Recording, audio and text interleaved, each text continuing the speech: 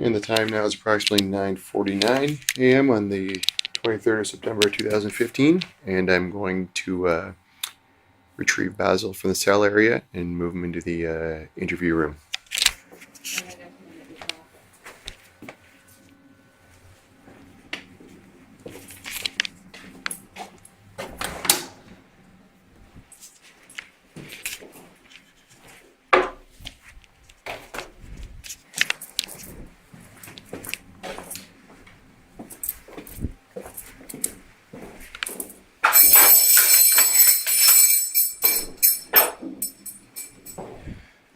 How are you making it, Basil?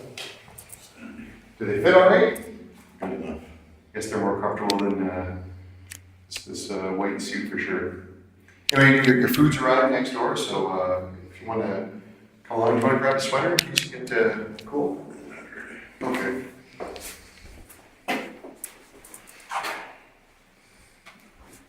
We're just going a bit of a remix of this. There you go, sir. That's your food and coffee on the left there.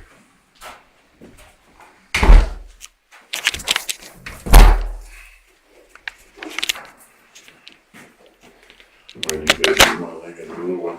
You know what? I didn't get to pick it. Actually, what happened is the officer that went out to pick up your food, he neglected or forgot to get me a copy as well. So I just kind of basically commandeered his, and that's how I got stuck with the big one.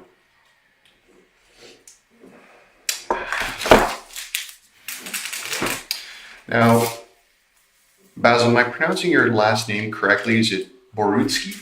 Yeah. Okay. Thanks very much for taking a few minutes to come in and talk to me. You just go ahead and eat and have your coffee, take your time. That's not a problem at all. I'm going to do the same. Basically, as I said earlier, my name is Kaylee O'Neill, and I'm a detective sergeant with the Ontario Provincial Police, the Legal Sciences section. And just so you know, Basil, this room right now is being audio and video recorded. That's what these black bulbs up in the corners are. And there's also an audio recording here as well. It's the back of it in case there's some kind of technical malfunction. And just so you know, because we're in a police station, you're actually probably being recorded everywhere you go as we're walking around here. Just so you're aware of that. Basically, I've been asked to come and speak with you here today, Basil. And I have a number of functions that I perform. And the most important function that I do perform is that I'm responsible for making sure you understand exactly what's going on here today and what's going to be happening. Now, I know you've had dealings with other officers, not only from the OPP, but also from the Ottawa Police Service. And what I want to make sure is that there's no misunderstanding about what we're here talking about today. And really all I want to know is what's your understanding of why we're here right now, Basil? Is it okay to call you Basil? Is that what you normally go by? No, Basil. Basil? You're here trying to get me to say something to incriminate me in any way you possibly can. Well, that's not entirely true. I certainly am interested in what the truth is here today, but my primary purpose is to make sure that your rights as a Canadian citizen are being met. Okay? That is the number one function of my job, first and foremost. My understanding of the reason that you're here today is that yesterday you were arrested for murder ×3. Okay, and my understanding is that the three individuals that were murdered are Carol Culleton, Anastasia Kuziak, and Natalie Warmerdam. And those are the three individuals that were murdered, and those are the three individuals that you've been arrested for. Okay, so that's why you're here today. That's why you were arrested, and that is some of what I'm going to be talking with you about here today.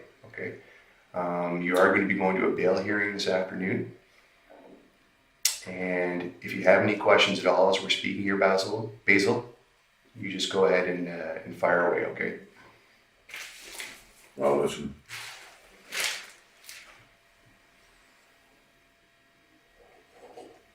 Sorry, I think I missed that. I said I'll listen. Okay. So do you understand that those are the charges that are being brought against you right now? Mm-hmm. Do you have any questions about that? No. I didn't murder anybody. Okay. Do you know what your rights are, Basil?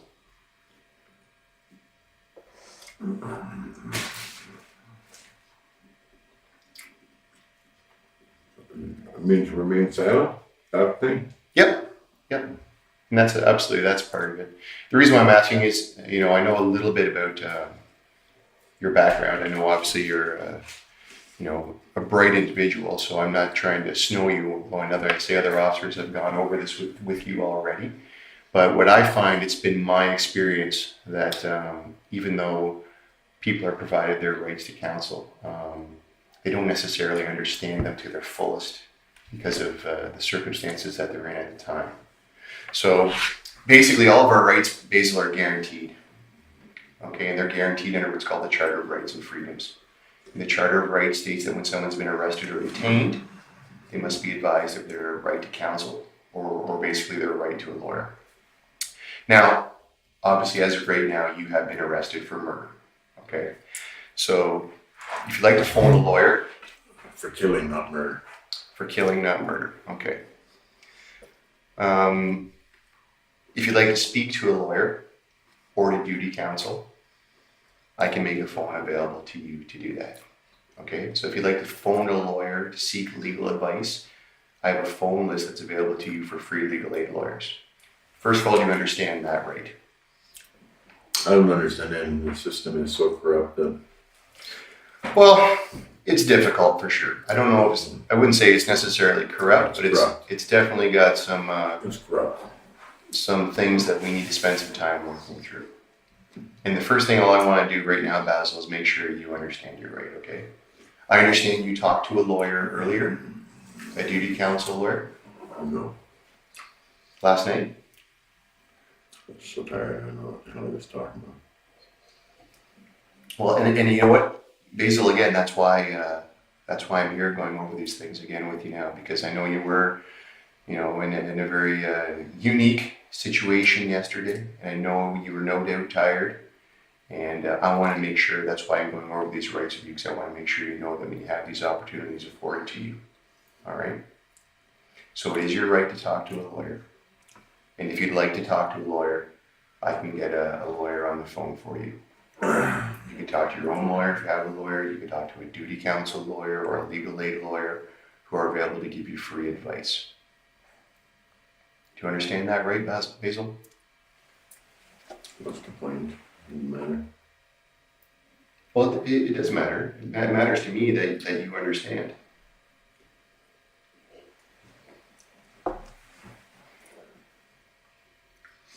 Does that make sense to you? No. What part doesn't make sense? The corrupt part. Get a corrupt liar on the phone and talk to them. Right. Well, and you know what? I'm absolutely willing to talk to you about your feelings about the corrupt system that we're working in right now, if that's the way you want to perceive it. But you're right to talk to a lawyer. It's relatively simple. And I just want to make sure that that's clear to you. So do you want to talk to a lawyer right now? I don't want to talk to any crooks. Well, I don't necessarily think all lawyers are crooks, and certainly not duty counsel lawyers or legal aid lawyers or several other lawyers of choice that are available.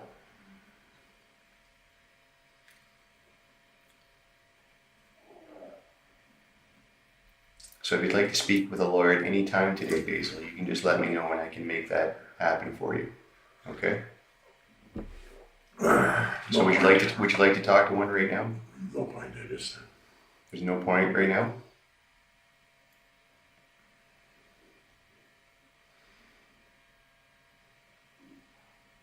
If you change your mind and you decide you'd like to talk to one later, will you let me know? Does that seem fair? I'll let somebody know.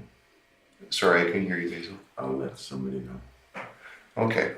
Well, I mean, I'm here, right? I'm the one that can make that happen for you. So if you let me know, if you change your mind, I'll be more than happy to get a lawyer on the phone for you. Is that fair? Well, okay. Well, in my opinion, Basil, we live in a very good country. And Yeah. I'm sure you know that we all have the same rights and freedoms. You, me, everybody. But there's some things that we're required to do by law, Basil. For example, for me, I drove a car here today. So the law requires me to have a driver's license. But there's also things that we don't have to do. And one thing you don't have to do is sit here and talk to me. Basically, Basil, the law considers me to be what's called a person in authority, and this is a criminal matter that you're here for today. So basically, I can be subpoenaed to any court in the country to account for what takes place here between you and me. Any conversation you and I have, Basil, may be admissible in court. Do you understand that? It doesn't matter. Well, again, it does matter because it's your right, and if it's something that you want to exercise, then you certainly can. You understand that, though? Every dealing I've ever had is malicious prosecution on the part of the OPP, so it doesn't matter. Well, first of all, I'm not here to prosecute you of anything. That's not my job, Basil. I'm not a prosecutor. You're certainly not a positive person on my side. Well, I mean, I think I made sure you had some clothing instead of that jumpsuit, right? After you starved me all day yesterday, never fed me nothing, wouldn't give me nothing, not even water. Yeah, that was really nice. And again, that wasn't me, right? I just got here this morning at about It's all your 8:30. so-called brothers, great bunch of human beings. Well, there's difficult people to deal with in all walks of life, isn't there? But I think it's fair of me to say that I showed up here and the first thing I did was make sure you got food and clothing. Right? That's supposed to make you feel special. The first officer that arrested me should have had some decency.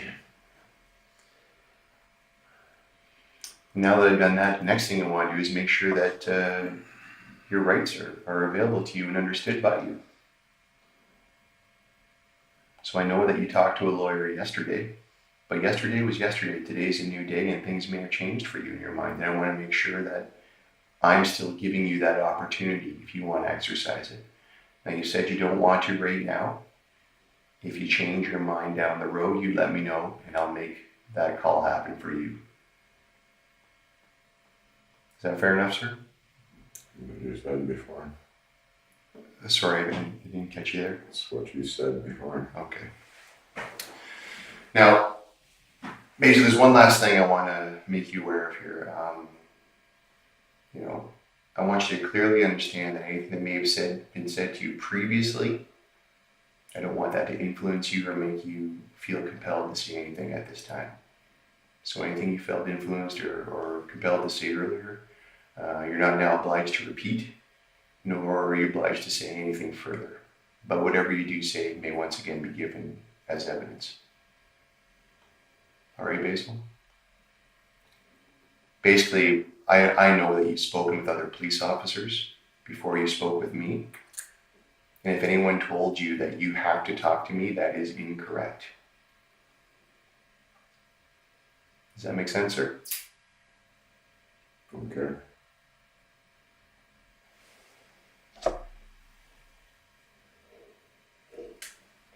Is there anything about what I told you that you don't understand or you have any questions about? I mean, I realize that maybe you don't care about it, and that's fine. But it's important to me that you at least acknowledge that you understand what I'm saying. And I'm at least speaking clearly. And Do you know what malicious prosecution is? I think I've heard the term before. For all I know is you're Oh, what? right up that alley. So there's no reason for me to talk to you.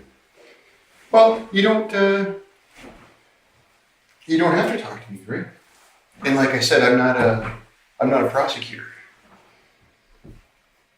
Like I said, I am interested in making sure that your rights are fulfilled and that your needs are met, that you're being treated fairly and humanely. And I hope I've done a good job of that so far here today. Would you say so? Or is there something I haven't done that I could have done?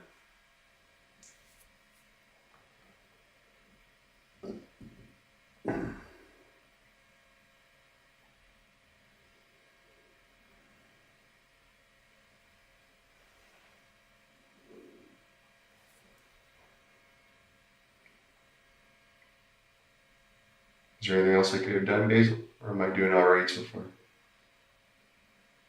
You're wasting your time. Well, I'm not wasting my time at all. Wasting my time. Well, you may feel that way, but like I said, I mean, I realize you're in this situation. I'm sure you don't want to be here. I don't necessarily want to be here at this moment in time right now either. But basically, I was in Sudbury, and I came here at 1 o'clock in the morning to come and talk to you because I was asked to come and speak to you, and I wanted to come and talk to you. And the first thing I have to do when I do arrive in situations like this is make sure that the individual I'm speaking with is properly taken care of.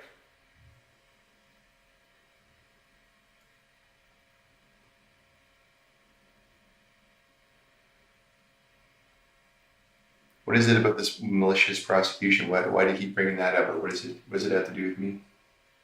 You're a police officer. Mm-hmm. That's true. You're part of the big brother. One does something dirty, the rest of us all follow suit, hide, and keep the guy safe. Well, I can appreciate that perspective is out there. No, it's there. Not. Yeah, I'm not denying that people believe that's what happens.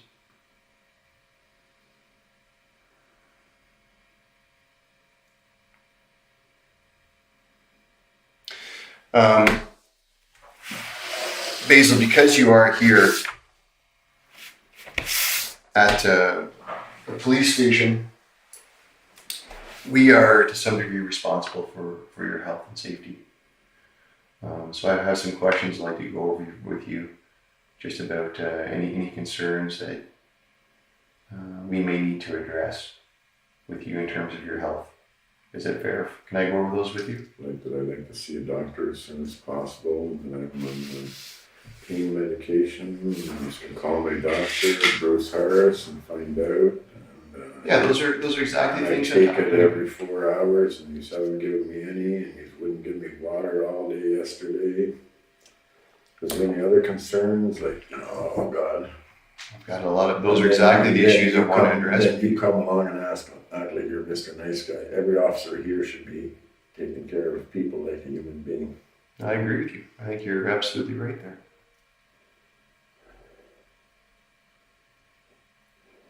And that's what I'm trying to do for you right now.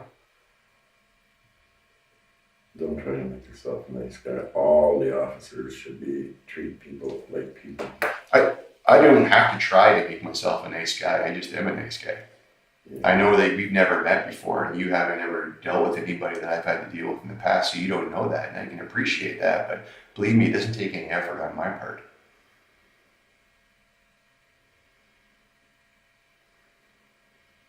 Now, at this point, all I'm trying to do is find out about your medical concerns, which you seem to have some of, and I would like to know about them so we can properly care for you.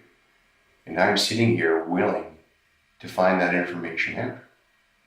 All I'm asking you to do is be courteous and answer those very simple questions about your health so we can make sure you're being well taken care of. I've asked every officer in here already and got no response. Well, here's your opportunity. Ask the question and I'll answer it. Okay, thank you, sir.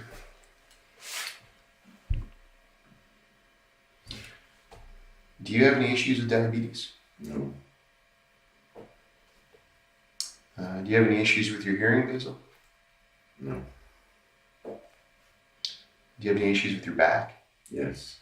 Okay, what's going on with your back? I have 4 ruptured discs. I prefer if you contact my doctor and find out all the information so you don't torture me here. I need pain medication. 4 ruptured discs? I prefer if you contact the doctor and get it exactly right, because maybe I'm not saying the words properly. Okay, and absolutely I can do that. What I would like to do, if it's all right with you, is go through this form so I have all the issues, and then what I'll do is I'll have one of the other officers follow up with your doctor. Does that seem fair? I don't care. Okay. I have a hernia. It's not, it needs operation. I was already put in jail twice. I tried to have it done both times and they wouldn't do it. And it's still not done because I haven't gotten a chance. It needs attention. I need pain medication. How long has this injury been going on for, Basil? I apparently have a B12 deficiency or something. Talked to my doctor. I don't know. I had dizzy spells. I had 3 concussions in my life. Okay. Sorry, you said you have some medication for your back. Yes. Do you know what that medication is? Oxycodone. Okay. 1 every 4 hours.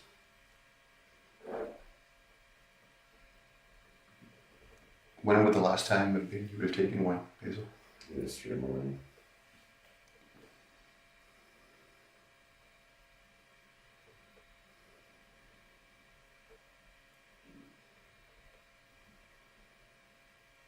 Do you recall what the dosage is? No. Okay. Sorry, your doctor's name, what was his name? Bruce Harris. Bruce Harris.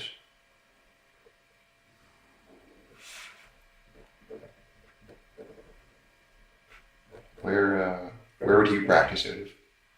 Paris Bay. Bears Bay? Okay. Bears Bay. St. Francis Hospital.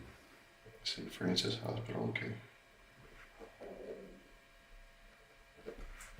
Are there any other medications that you require other than the oxycodone? Yeah, yes. Sorry, I didn't catch that. I'm trying to think. He has me on some kind of, the best is just call him. Some kind of antidepressant, I don't know what it's called. Okay. And it's quinine for leg cramps. Charlie horse type thing.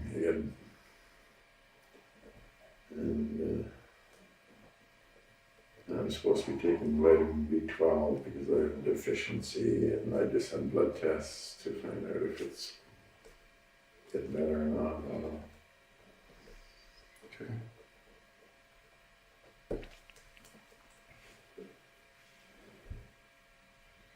Any issues with ulcers, Basil? No, I also have something on my foot that I never got to the doctor about. It's either plantar's wart or athlete's foot, or the whole side of my one foot is. Okay.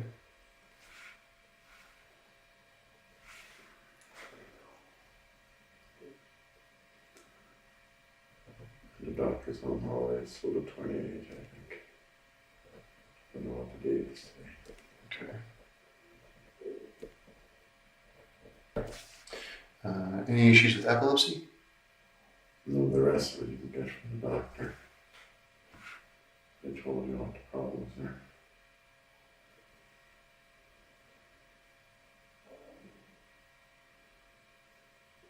What are you in discomfort right now? Yes. Okay. Where are you hurting at the moment? I suffer from chronic pain. Talk to the doctor. Okay. Well, the doctor is, as you just said, he's away on vacation, and we're gonna have to have an officer call the hospital to find out what your medical records are. So it's actually more convenient in the meantime if I get the answers right from you, so I can address anything that's going on with you right now. I will certainly follow up with the doctor so we can find out what you need and get you the care that you need. But I want to make sure you're okay right now. That's why I'm going over this stuff. I'm not trying to be tedious or a jerk or anything. You are. Don't worry about it. Forget it. Call the doctor. You'll get proper information from him. I may not even say it right. Okay, well, I'm not going to be asking about the types of drugs or anything like that. Just very broad, general questions like what kind of pain are you in right now? Ask the doctor, you'll get proper answers. He's the professional. Okay. Have you ever had any kind of head injury? I already told you I had 3 concussions in my life. Oh, I'm sorry, I didn't hear you say that. 3 concussions.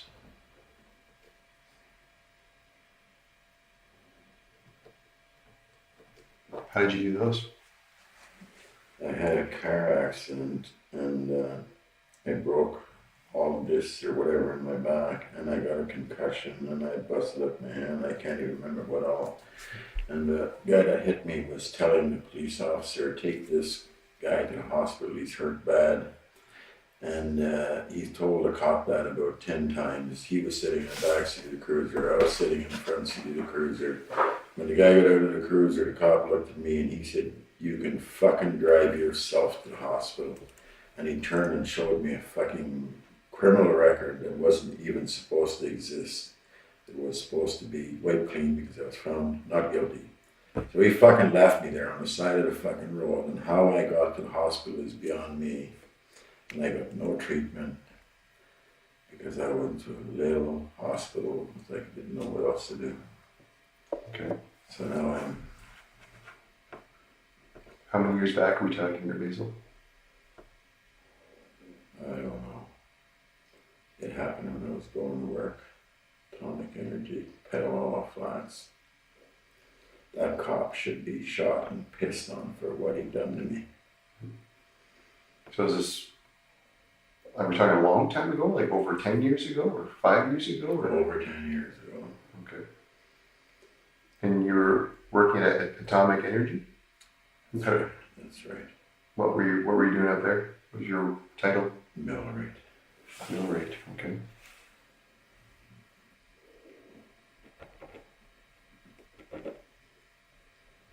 And are you retired now?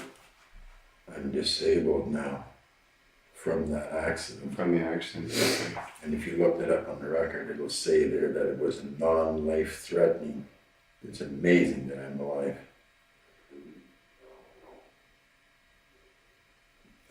Okay. So I know all about you good cops, so user. Mm-hmm. If that's not malicious, I don't know what is. So are you able to do anything else for work now? No.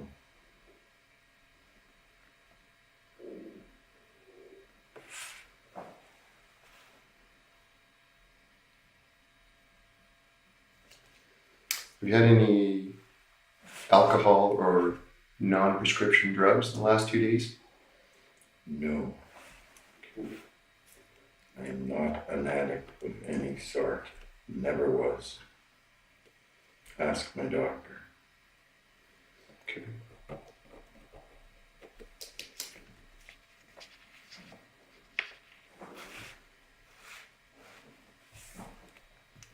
Were you able to get any sleep last night?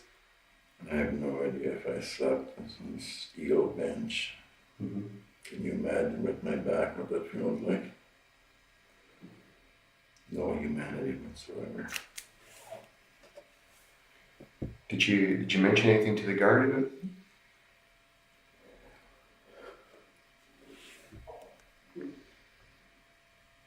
The answer when I mention is that they're not supposed to be comfortable. When I asked them to loosen the handcuff because I had my hand cut off, who cares? Is it when you were coming over from Ottawa, the cuffs were too tight? Is that what you're saying? And they left me sitting outside here in the car. I kept telling them I can hardly feel my fingers anymore. My whole hand swollen. No, it's not blue. I don't care. I had my hands cut off. I feel things a little different than what you do. Mm-hmm. I was only asking for common sense.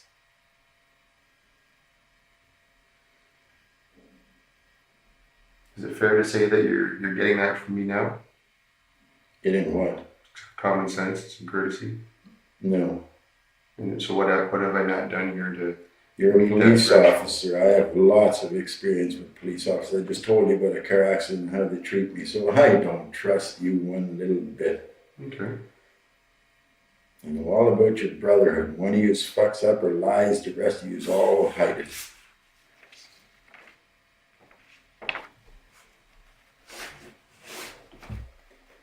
Doesn't sound like you've had very many positive experiences with policemen over the I've years. never had a positive experience with a policeman. Mhm.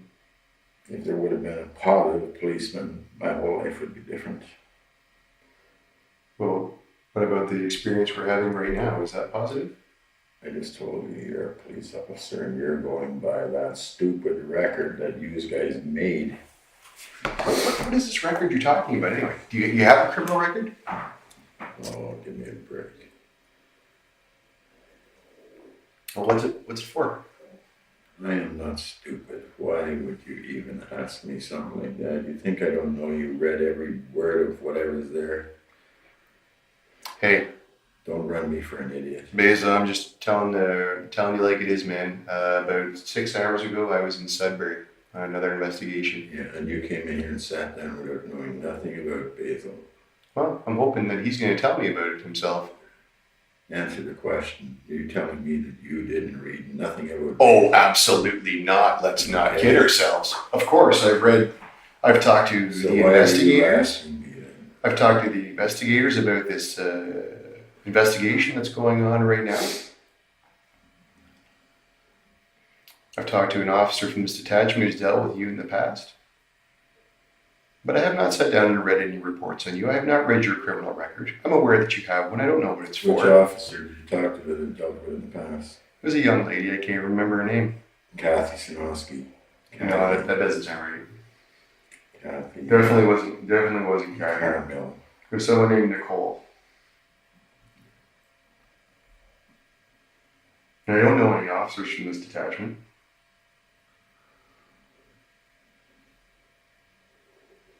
Kathy Sinowski. Another cop. Got herself involved. She's my wife's niece. My wife was having an affair with her first cousin. She called Kathy. Kathy called another cop named Ian Anderson, who was her boyfriend. He got involved and said that he had knowledge of me assaulting my wife, and he caused the police officer investigating to charge me for nothing. The officer never even met me, and he said he had knowledge. He's a liar. And again, I've just met you and I told you I have very limited That knowledge is- about you. And I'm trying to learn a little bit about it. What's the point? Well, the point is that you're here and I'm here and Malicious prosecution, that's the point. I think you might have some difficulty identifying any malice between me and you right now.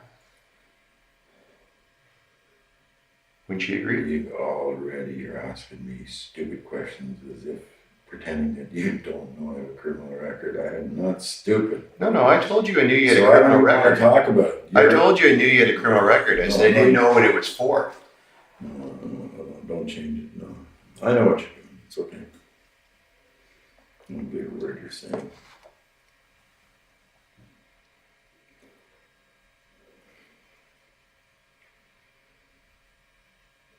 Basil, do you care what people think about you? No, I know what people think about me. I have a few friends that are really friends. The rest of the people in the society are all judging me now on what you have done to me.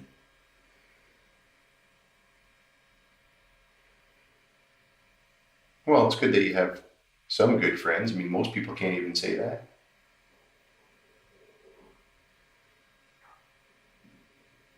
Where'd you get your education from? School. University? College?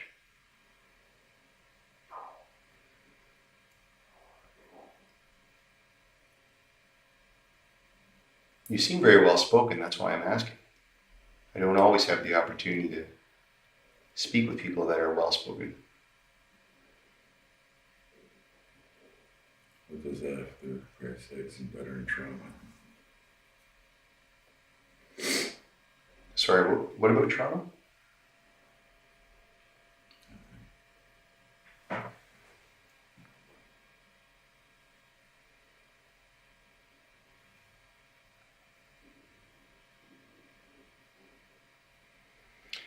Well, one of the reasons I'm also here, Basil, is that I'm sure you're aware of the gravity of the situation and the seriousness of this investigation. I certainly am, given that you've been arrested for these crimes. And there are no more serious crimes than murder. I didn't murder anybody. That's right, you killed somebody. Correct? Killed 3 people, actually. What's the difference between killing and murder? Thou shalt not murder. Commandments. Mm-hmm.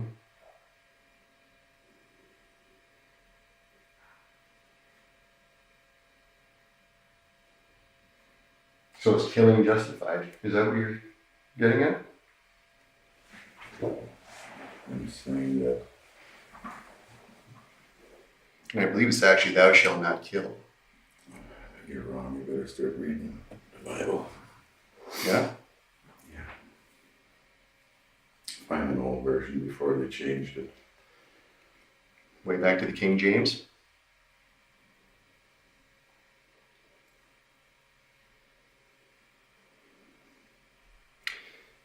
Anyway, the importance is that you understand that obviously this is a serious situation. Frankly, Basil, that's why I'm here. I've got a lot of experience dealing with these types of investigations. I've been doing it for almost 20 years now. And it's been my experience that the why these things happened carries a lot of weight. And it's quite important to other people. I'm sure you've seen the news over the years in Toronto, and they'll have fascinating headlines, such as, 60th murder of the year, 61st murder of the year. It'll be some story about an old man who was shot and killed in one of the projects and then left in a stairwell to die. And people will hear these stories, and they'll wonder what type of person could do such a thing. That's a natural reaction that we as human beings have, especially when you just see a half or a third of the story that the media portrays. And really, Basil, this is your opportunity here to explain why you've done these things. Because it might be important to you, I don't know, that people don't have the wrong impression about you. I'm just beginning to develop an impression about you from the limited time we've spent here together. And I'm sure it's going to be vastly different from what's circulating in the media right now with the community's thinking. So one of the reasons I'm here is to give you this opportunity to explain why you killed these 3 girls.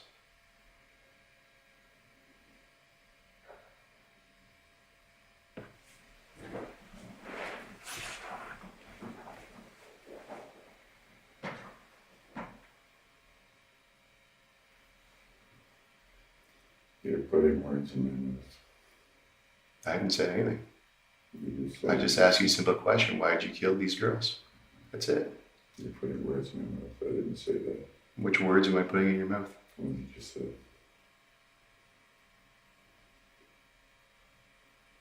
Well, I can't really put a question in your mouth when I'm asking it.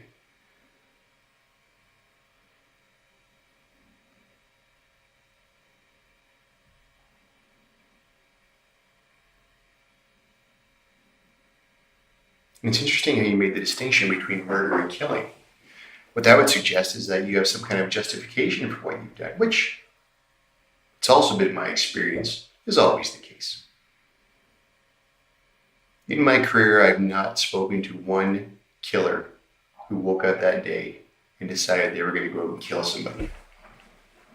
Virtually every single one of them found themselves in a set of circumstances beyond their control, and they reacted, typically poorly, and something happened. There's always an excuse, there's always a reason why. And whether you choose to acknowledge it or not, your opportunity to tell the why is important. Because like I said, what that does is it allows the community to get some understanding of why you did these things. Because on the surface, people just wonder and they will naturally gravitate to what they think is the worst in people. But when you explain why you did these things, then people can get an appreciation for how the situation developed, and sometimes they can even see themselves in that situation. Oh yeah. Geez, if that was me, I may have reacted the same way. Now that only really matters to somebody who cares what anyone thinks about them, which is why I asked you that question initially.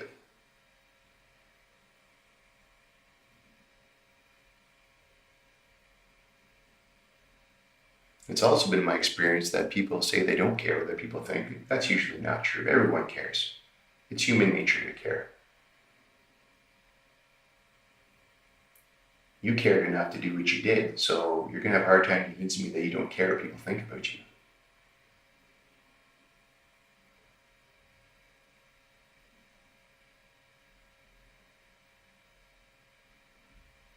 I'm sure you were hurt in some way and reacted in this fashion. And you're not the first to do this, and you're not going to be the last.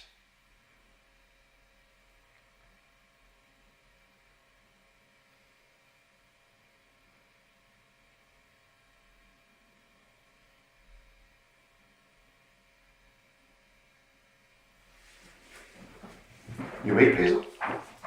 Yeah. Do you have any questions for me? No, I have no idea what you're talking about. It don't make any sense at all. Okay. Do you need me to explain anything? Am I speaking too fast?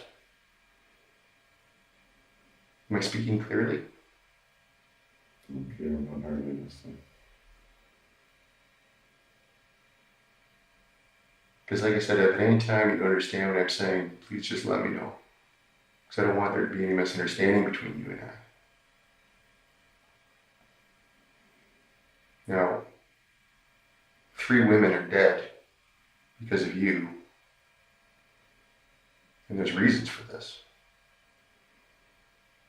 Whether or not you care to acknowledge them or not, You're putting words in my mouth again. well, it's entirely up to you whether or not you care to acknowledge that.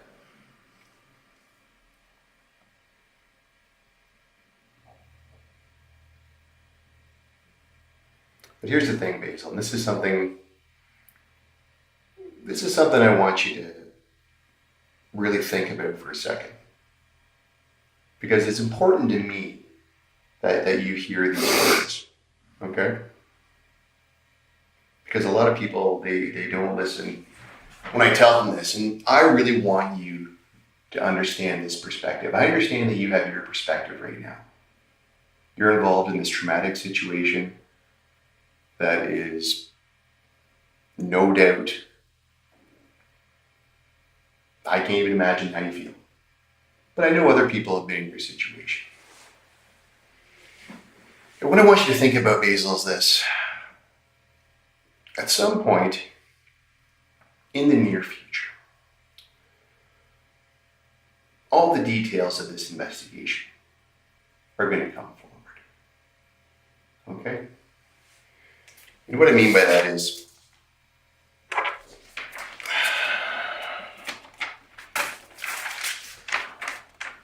I'm not sure how extensive your involvement is with police investigations, but basically how they work. They're like a big pie, if you can imagine a big pie. Okay? And the pie is broken into all kinds of different sections. Some big, some small. But they make up the whole pie. And the whole picture is the totality of the investigation. And really all that is the truth about what happened to those 3 women. And of these various pieces of pie, we have things like forensic evidence, okay? We have just like you see on CSI, we have all these sophisticated IDEN officers that go around and collect evidence from the scene, DNA. photographs, clothing, burn analysis. And then we have another section of the pie which includes things like, I don't know, phone records, cell phone records, the right production order to find out, where phones are, what text messages are going back and forth. And then we'll have another section of the pie which is more forensic evidence through pathologies. Okay, the Center of Forensic Sciences, that will conduct autopsies on the victims and find out exactly how they were killed and what the exact cause of death was. The pathologist will explain those details in great detail. And then, of course, we'll have witness statements. The police are out right now collecting witness statements from probably hundreds of people, canvassing neighborhoods.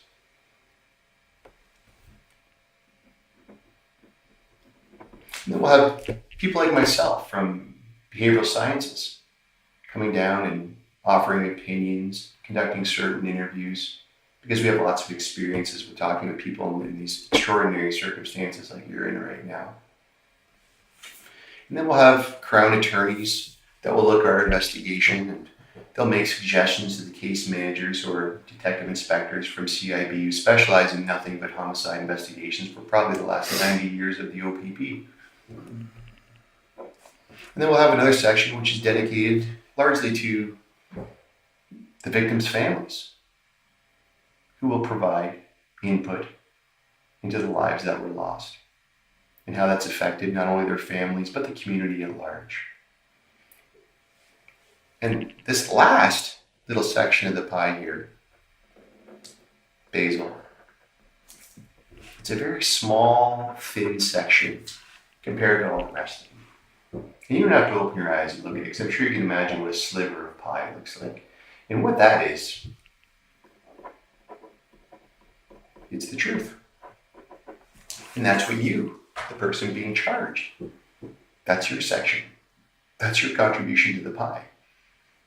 And basically what happens is, Basil, is number one, when you don't tell the truth or when you lie. Well, what we do is we take all these other sections of the pie and we use them to show how you're not truthful or you're lying. And what happens is you lose credibility. Now,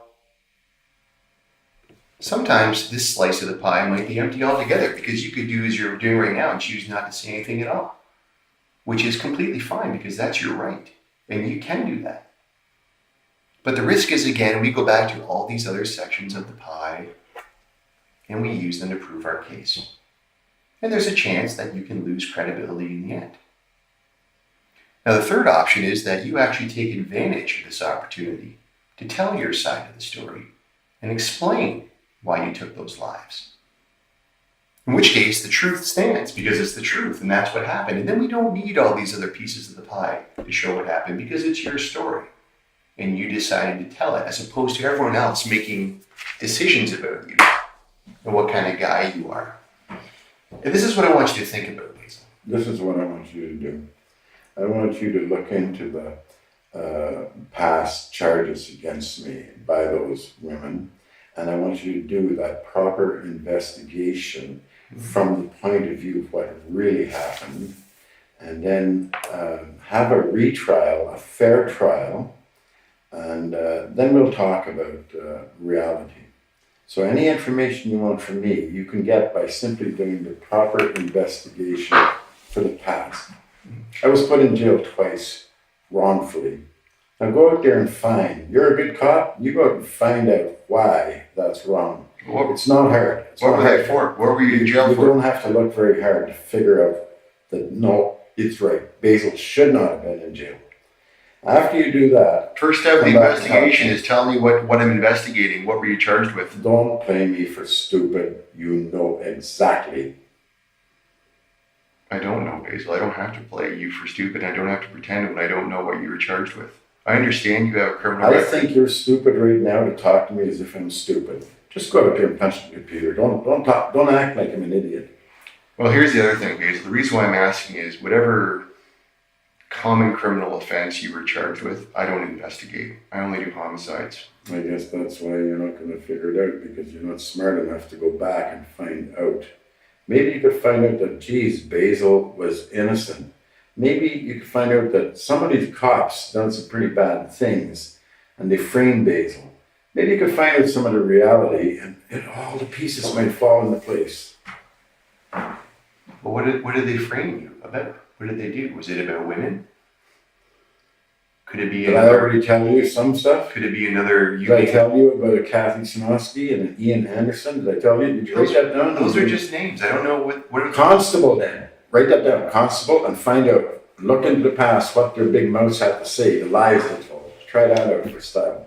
That's a really good place to start. Look at Reggie Armonas. Look at her party. Find out that I told the truth through that whole thing, and she lied through the whole thing. Well, I can't say that I'm shocked about women lying about some kind of domestic situation. That doesn't shock me at all. When I was a road constable, I dealt with that lots of Women times. use the system to their advantage financially for Of course they every do. reason they can. Of course they do. Well, that's corrupt. If you know that, you should be doing Of course something they about it. Well, what would you like me to do? But that's the way the world works, Basil. That's the world we live in. Well, you are a stupid fucker if you believe that. If you know that, then you're a cop. You should be trying to change it, shouldn't you? You should be making it right. You know the difference between right and wrong? I do. Mm-hmm. So do I. Well, obviously not, because you just said that's the way the world is. What a stupid thing to say. If it's wrong, you change it. You're a cop. I'm one cop, right? I'm one person. And that means you can't do nothing about it, eh? No. Yeah, you don't even open your mouth and voice an opinion. Maybe sometimes you gotta take the path of least resistance, Basil. Yeah, because then you stand back and let people like me take the fall. Do your job. You're supposed to be a public servant. Mm-hmm. Yeah, I am a public servant. That's why I'm here today, providing you with options. You're not a very good one if you know that that happens and you don't do anything about it. You don't speak up about it. The whole judicial system sucks the big one. No, that's not true. That The is judicial true. system, they're doing the best they can. It has flaws like anything else, but they're trying to do the best they can. The most horrible thing you can do is put an innocent person in jail and accuse her. I would say the most horrible thing you could do is take the life of a woman. Kill a woman. That would be the worst thing you could do, I would say. You should, I think there's a lot of people that agree with me. I think you agree with me. you should re-educate yourself. You think killing women is okay? It's good? Don't put words in my mouth. I never said no. I don't need to put words in your mouth. They're coming out just fine. I'm just pointing out some fairly obvious observations. I'm talking about the reality of how things get to where they are. And The reality is 3 women are dead. You're- You killed them and you're talking about how you were wronged years ago in some kind of cheesy, domestic assault charge? That's what you hear? That's what you're telling me. No, that's Vaguely, you're not really telling me. I'm asking you because I want to know and you don't really want to tell me. You're just kind of dancing around the issue. really, that's the way to see it, eh? Oh, you're talking about malicious prosecution. How about malicious victimization? If you're such a victim in this and you don't want to tell me about it, what do you want me to do about it? I mean, I'm not going to go running out and punch up reports and punch up criminal records and read about you when I'm not here to do that. When really you don't want me to, because if you did, you would just tell me and save a lot of time.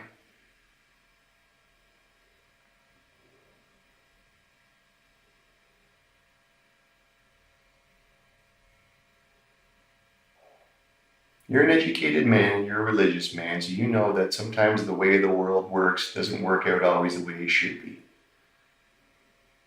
You have a clear understanding of the picture I just portrayed to you of an investigation and what the truth, the importance of it could mean for Grant me you. the serenity to accept the things I can, the courage to know the different, and the wisdom to whatever.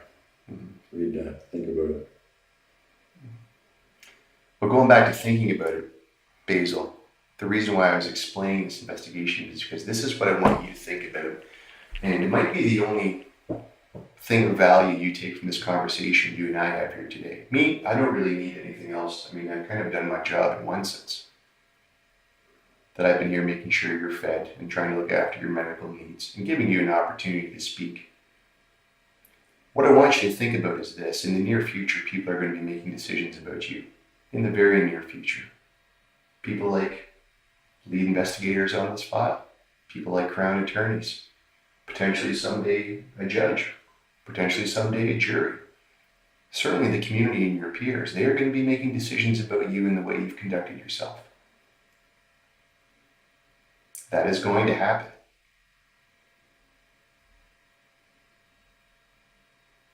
Now, what I want you to think about is if you were in their position, if you were looking at this investigation, if you were looking at the allegations against you and the evidence and the content of this case, what would you think about what you've done here and how you're portraying yourself? You're a reasonable guy. What would you make of all this if you were looking at it from the outside in? Would you like to sit back and watch this video of you talking about how, I don't know how many years ago, some investigation went bad for you, some assault investigation, when you're here under arrest for killing 3 women? Is that what you'd like to see on video? Would you like to see on video how nonchalant and non-interested you look for these cameras right now when 3 women are dead because you killed them? Nonchalant. Well, I mean, that's the adjective that comes to mind right now. I'm happy for you. You're not. You don't have to be happy for me, because what's going to happen is when I'm done here, Basil, when I'm done talking to you, I'm going to get up and I'm going to walk out of this room and I'm going to go on to the next case. And I won't give this a second thought, because there's lots of other cases just like this one. This might be a unique situation for you. It's not unique to me at all. It really isn't. You're not blowing my hair back here, man. This is not my first rodeo. Okay? And when I walk out of this room, when we're done here today, your opportunity to fill in that pie and affect the way people think about you and what you've done is gone. It's with a liar.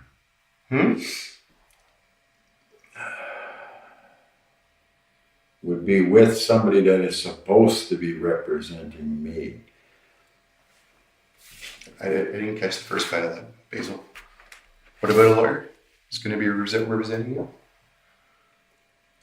That would be when I would be telling my story to a lawyer that is interested in representing me. You are not representing me.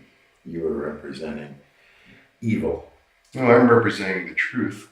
I'm representing 3 dead girls, 3 dead women. If you were, you'd be looking into 2 ex-girlfriends of yours. 3. 3? No, I don't think Natalie was. I think she turned you down, right? I lived with her for 3 years. What are you talking about? Paid for half the farm. Work on it. Sorry, Anastasia is the one that turned you down. Turned me down. She's quite a bit younger than you, too. You're not the first guy to be turned down, though. I wasn't turned down by Anastasia. I was dating Carl Culleton, and I was working in Anastasia's house. Okay. She was a friend, like a daughter. She lied in court. Sometimes people are not truthful. A lot. She lied a lot, and the Crown attorney said, it's okay to lie. That was her end statement thing. It's okay, some people lie. So is that why What's the point of going to court when it's okay to lie? So is that why you killed these girls, Basil? Because they're not going to get their comeuppance in court? They're going to lie and they're going to escape responsibility? If you're a cop, you should know that people that use the system are guilty. That's true, but it's not our job to go around. Take your justice job. into our own hands. It's not in your own hands. It's reality. I was in jail for nothing. The person that accused me should have been charged. So what did these women do to you that made you have to kill them? That's the burning question of the day. So I'm in jail for nothing, and that doesn't matter to you? Not right now, no, because Well, you going into jail for a little while kind of pales in comparison to being dead. Don't you think? I think it's quite important that when innocent people go to jail, the police don't do anything about it. They don't investigate. They don't care. Well, you know what, really, why do we have to do anything about it when we have you to take care of these problems? I have no idea what you're talking about. You know exactly what I'm talking about. It's very evident what I'm talking about. We're way beyond. Listen, I don't know if you noticed this or not, but the question out of my mouth this whole time we've been here was certainly not, did you kill those 3 girls? Because you did. That's very clear from this investigation. And witnesses and evidence. I'm not asking that question. That's not a question I need an answer to. That's not what I care about. It's irrelevant. It's a moot point.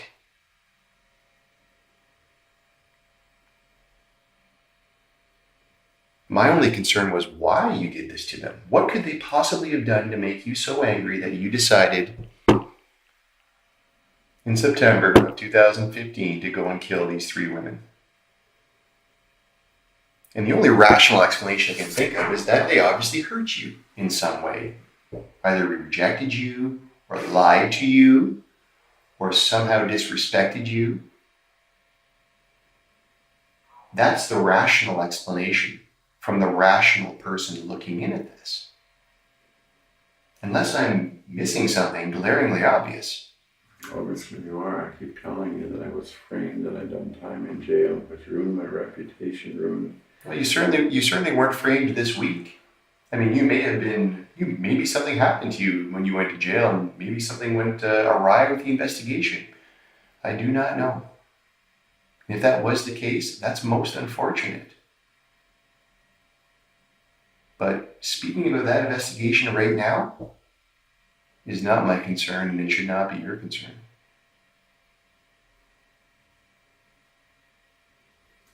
I fail to agree with you. I think it should be your concern. Well, we have to have a hierarchy of concerns, Basil. I'm sure you can understand that. Yeah, well, you have to start at the lower key and work up to the hierarchy to understand. Well, that's not the way the world works. Come on, we both know that. That's the way it should work.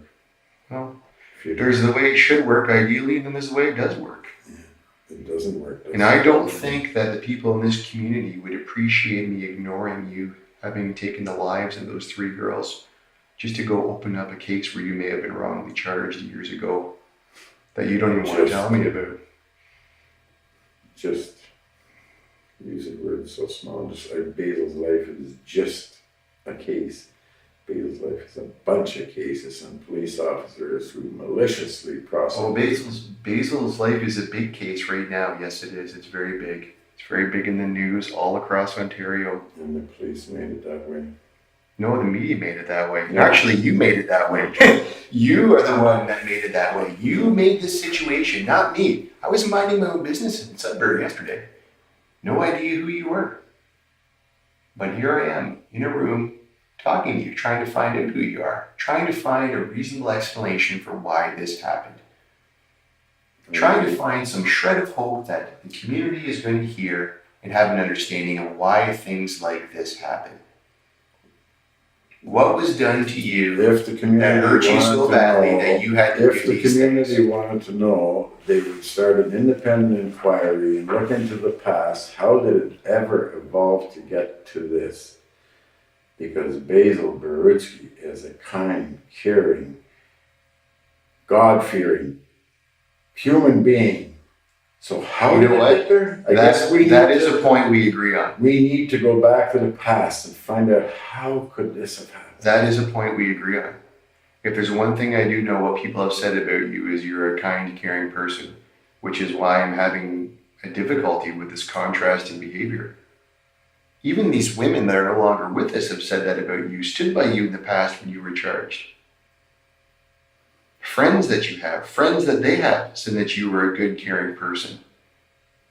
From what I understand, it looks like you're acting as a handyman for some of these women, helping them out when they in their time of need.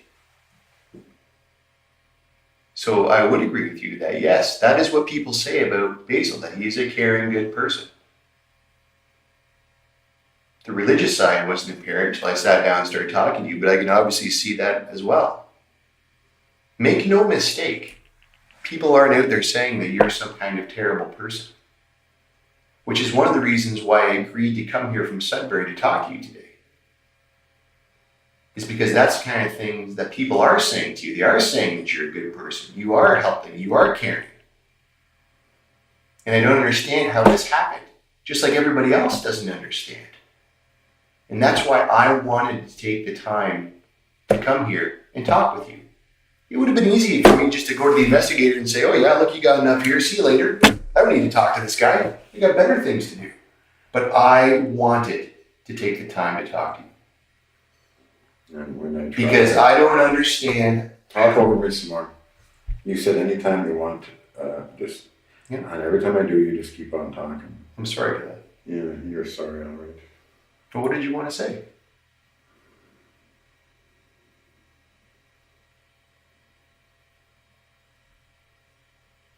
Every time I try to tell you the proper thing to do is to find out that I was innocent of all those charges, all those times dragged through court. Okay. And that there was police officers that constantly didn't do what they were supposed to do, constantly tried to frame Basil. And then you'll see how it evolved, little by little by little, to the point where Basil has no choice. The system is just screwing him. So which cases are we talking about here? What do you want me to look into? What are the officers' names? I'm going to write them down. Oh, you didn't write down already? No, I didn't write It wasn't down. even important to you about Kathy Sinowski, Ian Anderson, Okay. and the past, and how Reggie Armonis. Basil, I need you to slow down for me. I can't. That's why I didn't get them the first time around. You blew through them so fast, and you're on to the next thing. I didn't even hear them other than Kathy somebody. Kathy. Basil. Cernowski. Maiden name, she's married to a cop. I think She's your wife's niece, is that correct? right. Okay. She's married to a cop. I believe her married name is Lemelin or something like that. Now what- She threatened to shoot me when she was going to police college. Now she teaches police.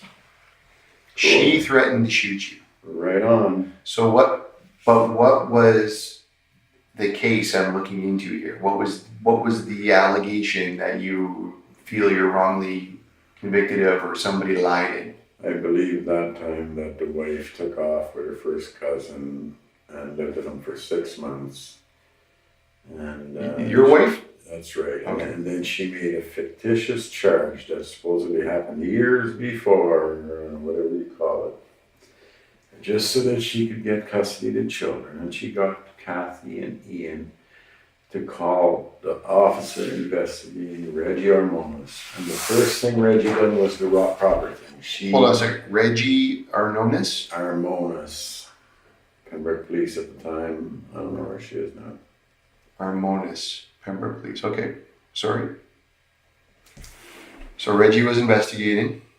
So she said she made up some story you're saying to gain leverage to get. Anderson wasn't even a cop here. He was somewhere in Northern Ontario, and Kathy was here, and I don't know where she went to college. She went up there too after and then she broke up with him and she married some other cop here.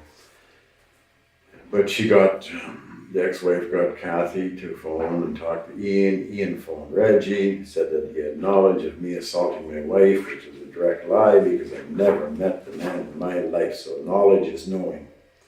And then Reggie came back and turned around. The whole story changed. Reggie told me to take my child home, which I did. Everything was good.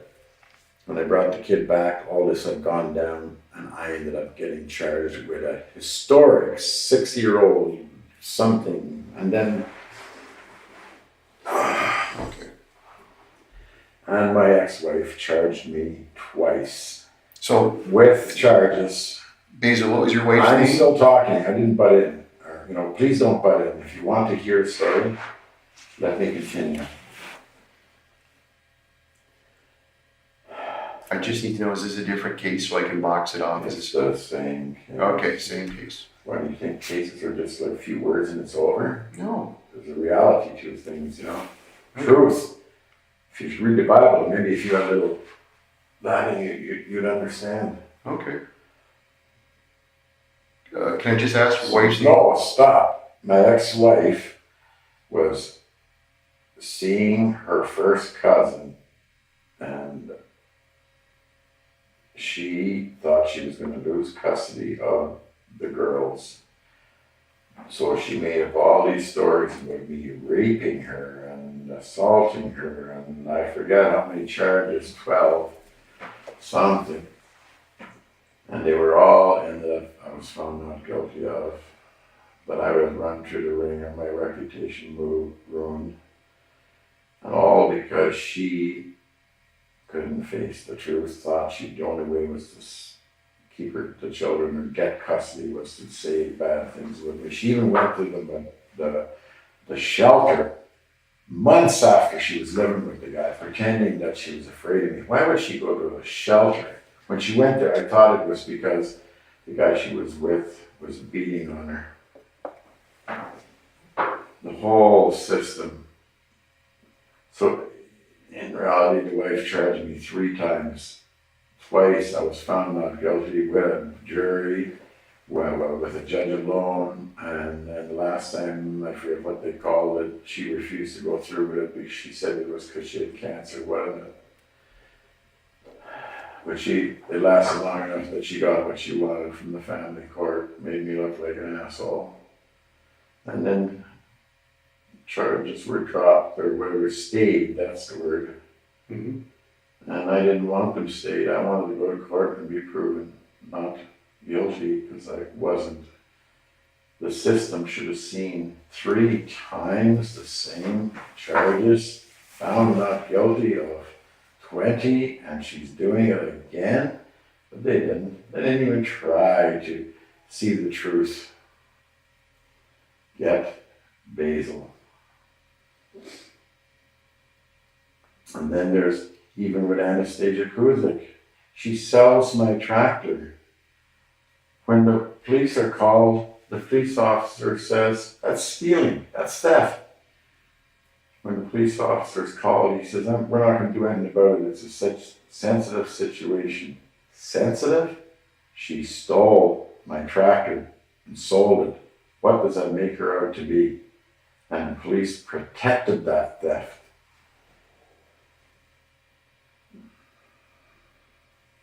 Corruption, man, corruption.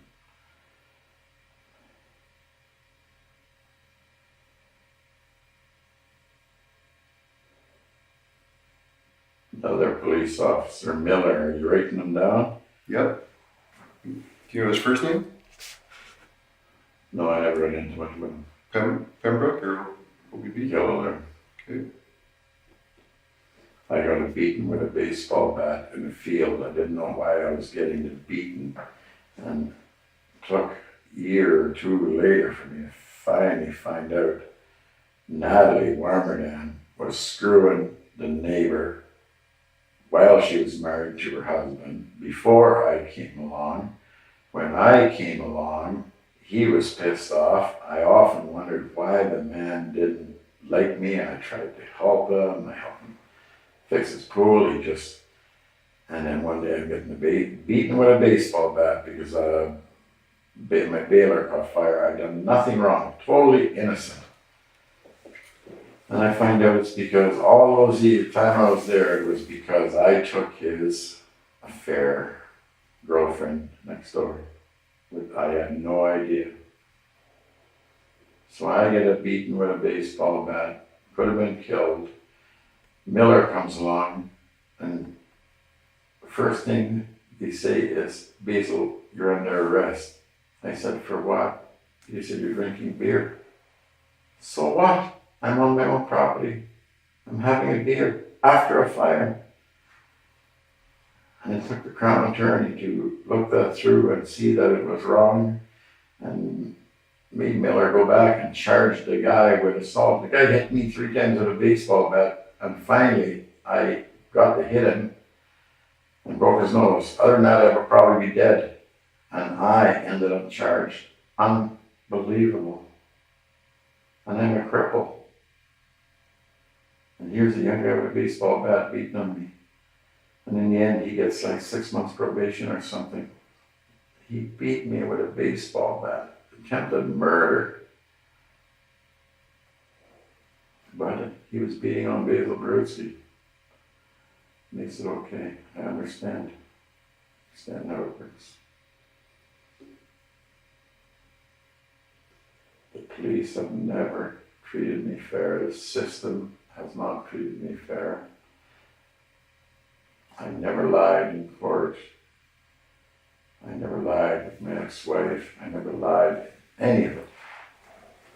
But the court system seems to want to believe the lies instead of the truth.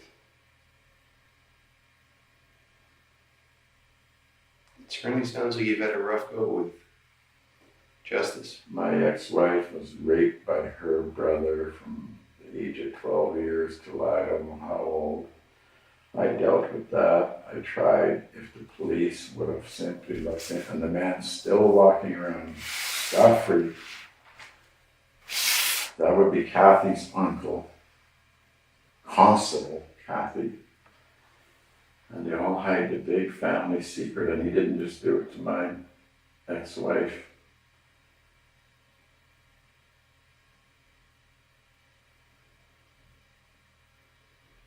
And everybody thinks I hate my ex-wife for all those charges she laid against me. I don't hate her. I understand she went through hell. I just wish she'd tell the truth, face reality. Well, that's what we all want, Basil, is ultimately we all want people to tell the truth. And I think you're telling me the truth right now with all these things that happened to you. So then what we should do is open an independent investigation and find out the truth, find out why this came to this. And there's a hell of a lot more. Is this the, but Basil, is this the extent we have to go to draw light on your situation? That's what you're gonna do. You gotta start from the beginning where the seed was sown, and then you'll see how it snowballed and snowballed and snowballed to the point where Natalie took advantage of the system and Anastasia took advantage of the system because the police had built me up into, it was just so easy for them. Well, it's certainly hard. It's, you know what, I'm going to tell you, Basil, it's definitely hard when you don't know somebody. Like you, I didn't know you until today. Not that I know you right now, but a little bit. But when you don't know somebody and all you have is police reports or the word of mouth of other people, which may or may not be the truth, you know, it's certainly hard for people to, I think, ignore that altogether, right or wrong, even if they have the wrong opinion of somebody. You understand what I'm saying? I'm listening, I'm not sure. Like if you don't know me at all, if you didn't know me at all you had were stories about me that other people told you, you would develop an opinion of me before you even met me. From hearing stories about you? Yeah. Hardly. Yeah. Most people. It would be against my religion. I would not do that. I do not judge people unless it's direct contact. And yeah. And I only believe half of what I see, none of what I hear. Because I know about the system, how people... And that's an exceptional way to live life, but that's the proper way. But it is the proper way, but let's be honest. Most people can't do that. Let me tell you this. I'm telling you what needs to be done here. And one of the big things in my life is that maybe I have to go through all of this because I believe that there's a poem called Success, Ralph Waldo Emerson. And part of it is social change, or I wish I knew the thing off the head. I do know it, but I'm too stressed. But it's about Take your change. time. It's about having what success is, having a healthy child, a garden patch, a redeemed social condition. If anything, out of all of this, I'm trying to tell you the social condition of people using the police and the system to their advantage by lying and letting it go as far as innocent people being in jail. Because I've been in jail, I never got time, but just think about all those times I was charged by my wife. I was in jail, out of jail, in jail, out of jail. My reputation, even though I was found not guilty, I had a criminal record for 20 years or something. That wasn't supposed to be there. Did you try and get it? Is that fair? Did you? I ended up getting it removed after I realized 20 years later. Do you know what it's like to live with a criminal record? When you're not a criminal, when you're not supposed to have one, and then you find out, oh, all those years, that's why when the cops stopped me, that's why he was such an asshole to me, because I had a criminal record that I'm not supposed to have. I was found not guilty. Yeah. Don't yap me, because even when I told the judge, he said, so what? He didn't understand. No, all I'm saying is I can see why that would be frustrating and make you angry, especially Frustrating. It's so unfair. It's so wrong. when it's going against the belief of the way you should When be it's going living against who you really are, your good character, and then you're being judged by something that's not true, not right. Even though you were found not guilty, you're still seen as guilty because the record was not removed. Should never have been there in the first place. That's what I was saying a minute ago, Basil, about when you hear stories about somebody and you don't know them. It's the same thing as looking and seeing a criminal record and that's telling the story when you don't know the person. That's what I was getting at earlier. That's why I say I understand why you would be upset by that. Especially when I see the way you're trying to live your life with your beliefs. That's exactly what I was getting at.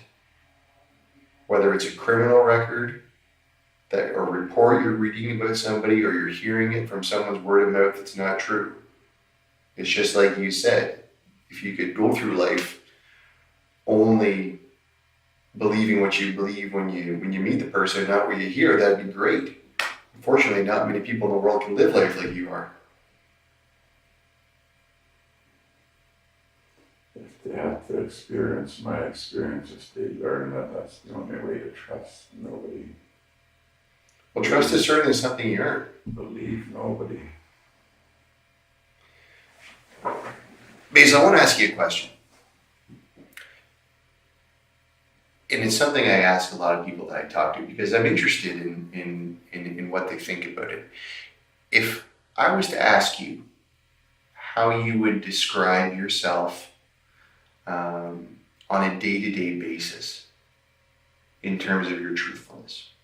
And let's say we had a scale of 1 to 10, and a 1 is a person who never tells the truth, constant liar. And a 10 is the perfect angel, someone who speaks nothing but the truth all the time. Realistically, where would you put yourself? An 8 or a 9 because I do tell what I would call white lies if I have to go around something so as not to hurt somebody, or I may not tell something that I know if I think it's going to hurt my daughter or something, or that kind of stuff. So, but as far as telling the truth about what's really going on, then I'd be just a 10. You know, I won't lie about anything. I never did. I never lied from the very... well, I think there's a necessity for those little white lies you're talking about.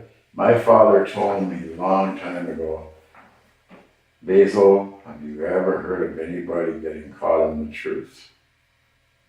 And that's what stuck. People get caught in lies. You can't get caught in the truth. That's true. Also, my dad said, it's not worth doing if it's not hard to do. What I'm doing is very hard. very hard. So it's worth doing. I'm trying to show the world how wrong the system is. It's wrong what the system done to me. It's And the certainly, system is being used by people. I'm not saying there's not abused women out there, and the system is doing the right thing for them, but there's also so many that are using more, I believe, are using the system corruptly. And I believe there's an awful lot of corrupt police. I know that the percentage here in Kilgore is phenomenal of corrupt. Basil, this is a big burden you've chosen to take on. It's a tough path you're walking here to make this point. It's the true path. Is your father still with us? No. I held his hands when he died. He lived with me. He chose to live with me out of the whole family. How long ago would he have passed away? I met Natalie at hospice. She was a nurse there approximately 5 years ago. She put the make on me. I didn't even know what was going on. I was trying to take care of my father. She told me later that she was trying to pick me up because she thought my family had money and she was getting divorced. And she got what she wanted. And then she ditched me when it was over.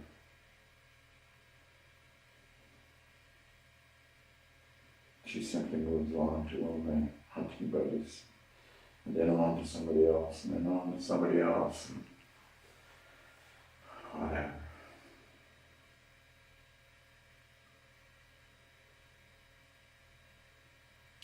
Did your father know how strongly you felt about the justice system Yes. before he passed away? Yes, and he told me, I said, Basil, you're smart, you could fix it. Can't fix it. Can't fix it unless somebody listens.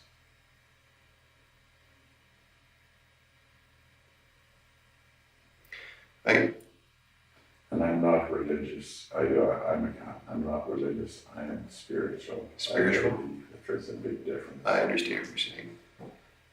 And if you did understand, then you'd know the difference between killing and murder.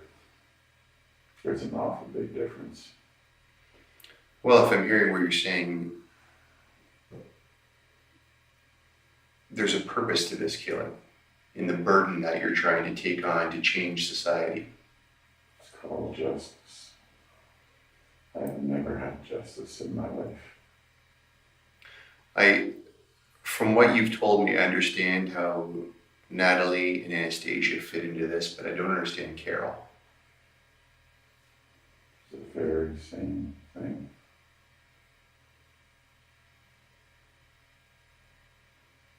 In what sense? What did she do to you? Did she make some allegation against you that was untrue?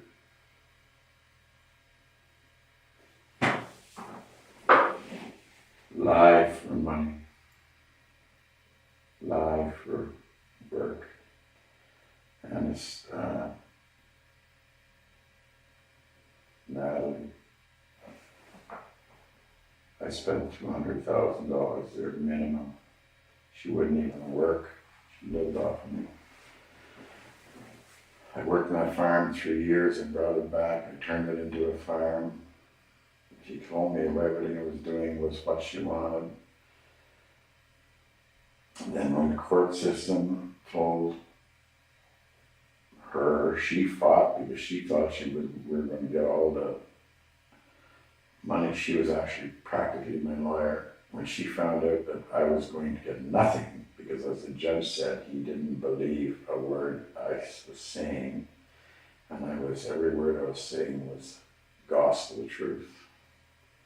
He chose to not believe it, not see it, not want to know the truth. And he told, I didn't even know it was possible. He gave everything to my wife, and he made me buy my own hunt camp back. So I got nothing. That was the turning point. Was exactly when Natalie no longer, no more money coming in. She started hunting for somebody else. And that's when the false accusations came. She knew it was so easy because she had just gone through the system. She simply said I was going to hang her son, threatened. I did no such thing. I said, he walked across the kitchen floor that I was washing. He walked into an office, looked back, went like that, walked back across the floor. I mop it up. He turns around, back. He did it about 5 or 6 times. I wanted to hit him with the wet mop right in his face. And I told Natalie when she got home what he done. She would come back and says, yeah, he admits it.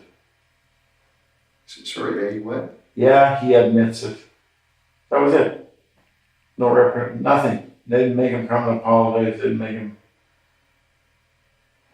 I actually, after started believing that she put him up to do it, because it wasn't much longer after. Then when I told her I wanted my money back, that was it. She went off the handle, flew.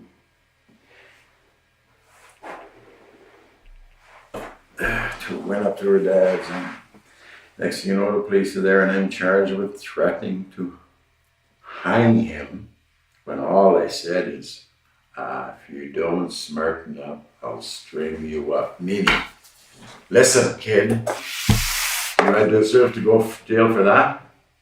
No. No. No. So she used the system. She just stuck whatever. And I think there was another charge. I don't even remember what it was. It was so stupid. The whole thing is so stupid.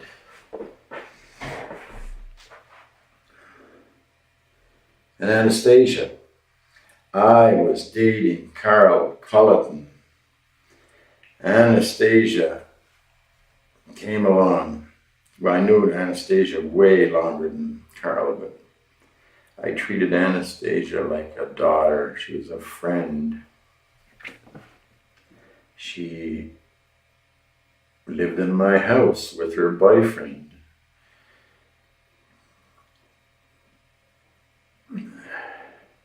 She tried to sell my land for me as a real estate. All friends. She used to come to the farm, Natalie's farm, my farm, and used a hot tub with us. Her and Eric. They were like friends. So I went to help her because her and Eric were splitting up. She said she needed help to fix the house up. I agreed to help her as much as I could. I ended up kind of half moving in. I still maintained my place. But in the winter when it got cold, I ended up staying more and more at her place than at my place. People may have assumed that there was a relationship going on, but they would have to be cuckoo because there was a 20-some-year age difference. And if you don't believe me, simply go and talk to my doctor, because I told my doctor she wanted to have something. She walked around, she'd get in the hot tub naked. You ask my doctor. I went there and I said, what is wrong with me? I cannot get an erection. She does all this to me. She'd even sit on my lap. He said, Basil, it's psychological. She's more like your daughter. She's more like your daughter's age. You see her as your daughter. It was actually a turnoff. But in court, when they asked her if we had a relationship, she said yes. And the reason was, or they said, were you in a relationship? She said yes. That was a lie. She may have wanted it to be more when she tried to part Carl and I, and eventually she did. Mm-hmm. And Carl knew all of this, and I wanted Carl to go to court and testify that she knew all about Anastasia and me treating her like, or calling her like a daughter, and instead Carl took off with another guy.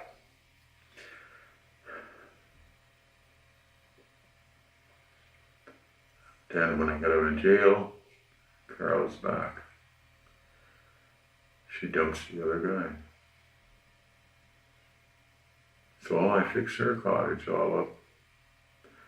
That was probably 2.5, 3 months of there every chance I got, cleaning it up, wiring, plumbing, gave her money. Mm-hmm. She lied to me. She told me she was so broke. I even pulled my own RSPs out and gave her my last peanuts.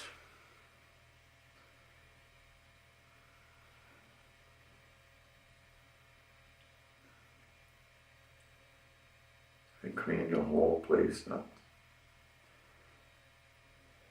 Landscaping.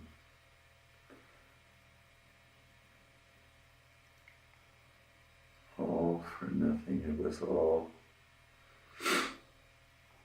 for money. She didn't get much.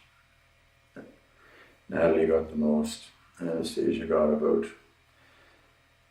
200,000, 180 or something plus.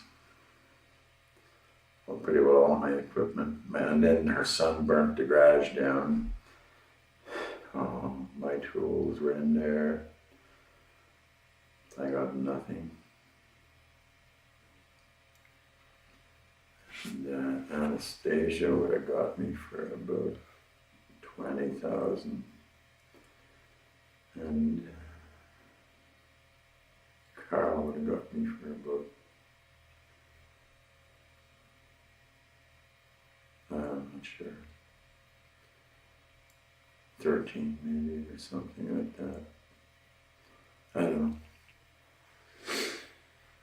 And then she went back with her boyfriend and she's laughing. Him and her are laughing, calling me the BF. Best friend that'll do anything that she wants.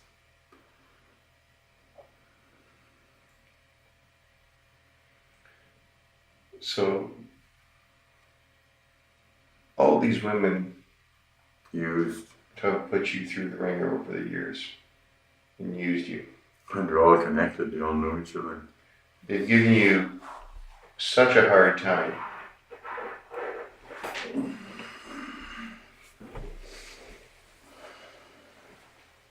Why do you feel you needed to take on this burden yourself to prove this point after all this suffering you've already gone through, Basil?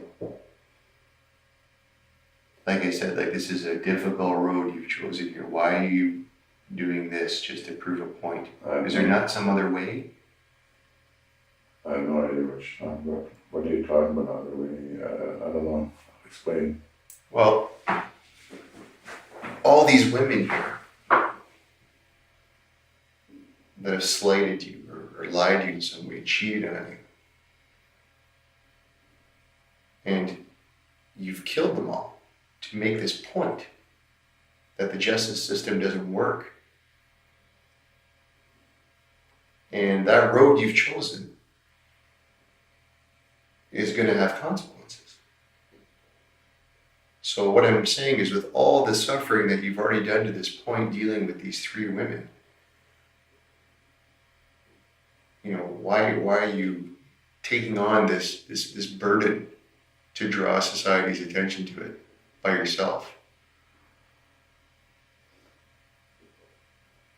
I'm not quite sure what you're saying, but I think that, do you not think society should open their eyes and change the way they feel? I do. Certainly. Earlier you told me yourself that you know that women are abusing the system, using the system. So if you know that, common sense would be, obviously there's lots of officers that know that.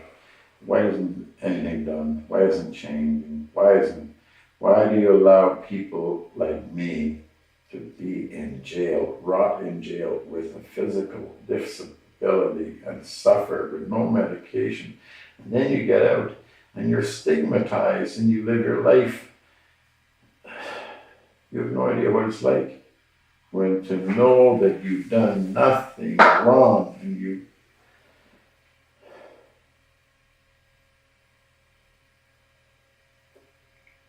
all I guess I'm saying, And Basil, I'm is sitting here and I'm telling you how you could quite easily see this by going back and tracking what happened, how the police reacted, the things where there was also a bipolar girl in there, Laura Kelly. She was dating a police officer. It just always goes back to the police. I was a designated driver. I drove her home. 2 cops pulled me over, asked me if I drank, and I said, no, not tonight, I'm the designated driver, carry on. They run my plates, see all those stupid lie, criminal record that I was not supposed to have. They came, chased me down because they thought I was a bad guy, because I had a criminal record that was not supposed to be there. And I ended up being charged. They did not let me blow on the breathalyzer on the roadside. They said I was over. I never even got to put my lips on it. They were listening to music in the car so loud. They were partying. They were half-bombed New Year's Eve. And then they took me to the station and they left me in a cell for like 2.5 hours before they even asked me to blow. And then they thought I was going to blow in the tube for them. And when I finally did go out and to look at the machine, I could see droplets in the tube. I thought, oh God, they're just setting me up. They just put some alcohol right in the tube and they think I'm going to blow it in there. So no, I'm not going to blow. I'll use their trunk. And then after they even, Laura, the girl with me, assaulted the Sergeant Maxack. So they throw her in the cell beside me. Later, when I try to find out, there's no record of her ever even being there. She was in the cell beside me. No record. But Basil, what I see is that you're this gentleman who's a spiritual guy who seems to live his life by being truthful with people, who clearly has respect for his father and obviously learned this way to go about living. And here you are being dealt this situation with these women where things are not going your way and you're ending up going to jail and getting your reputation tarnished on things that are not as they seem. But then we have this drastic departure from the guy that you seem to me to be with your actions here this week. I mean, we can talk about the difference between killing and murder, but this is a pretty distinct tangent away from the guy Basil is supposed to be. I don't know what happened. I was reading the Bible the night before. If you go to my house, there's 3 Bibles right on the coffee table. I was reading the Bible. There was a lady from next door came over, Mrs. Verkowski, Elizabeth. I'm sure you were reading the Bible, but And after that, Basil, she talked. Can I keep talking? Why do you keep butting in? I think I'm doing a good job. No, you're not. But you're butting in when I'm trying to tell you something.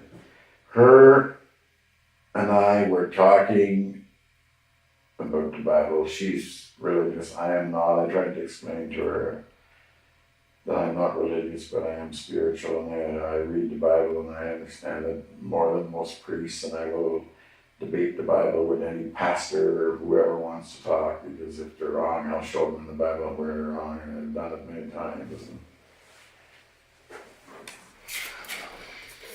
And basically, well, I think one thing about the Bible, if you know, well, hold on there, because you know what, you bring up some good points that I think need attention brought to. Then you ask me to.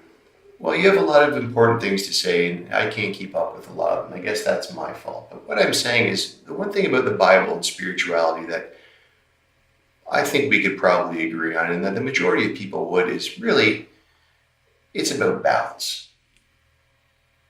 And in an ideal world, which you may or may not be experiencing, justice is about balance. Far from it.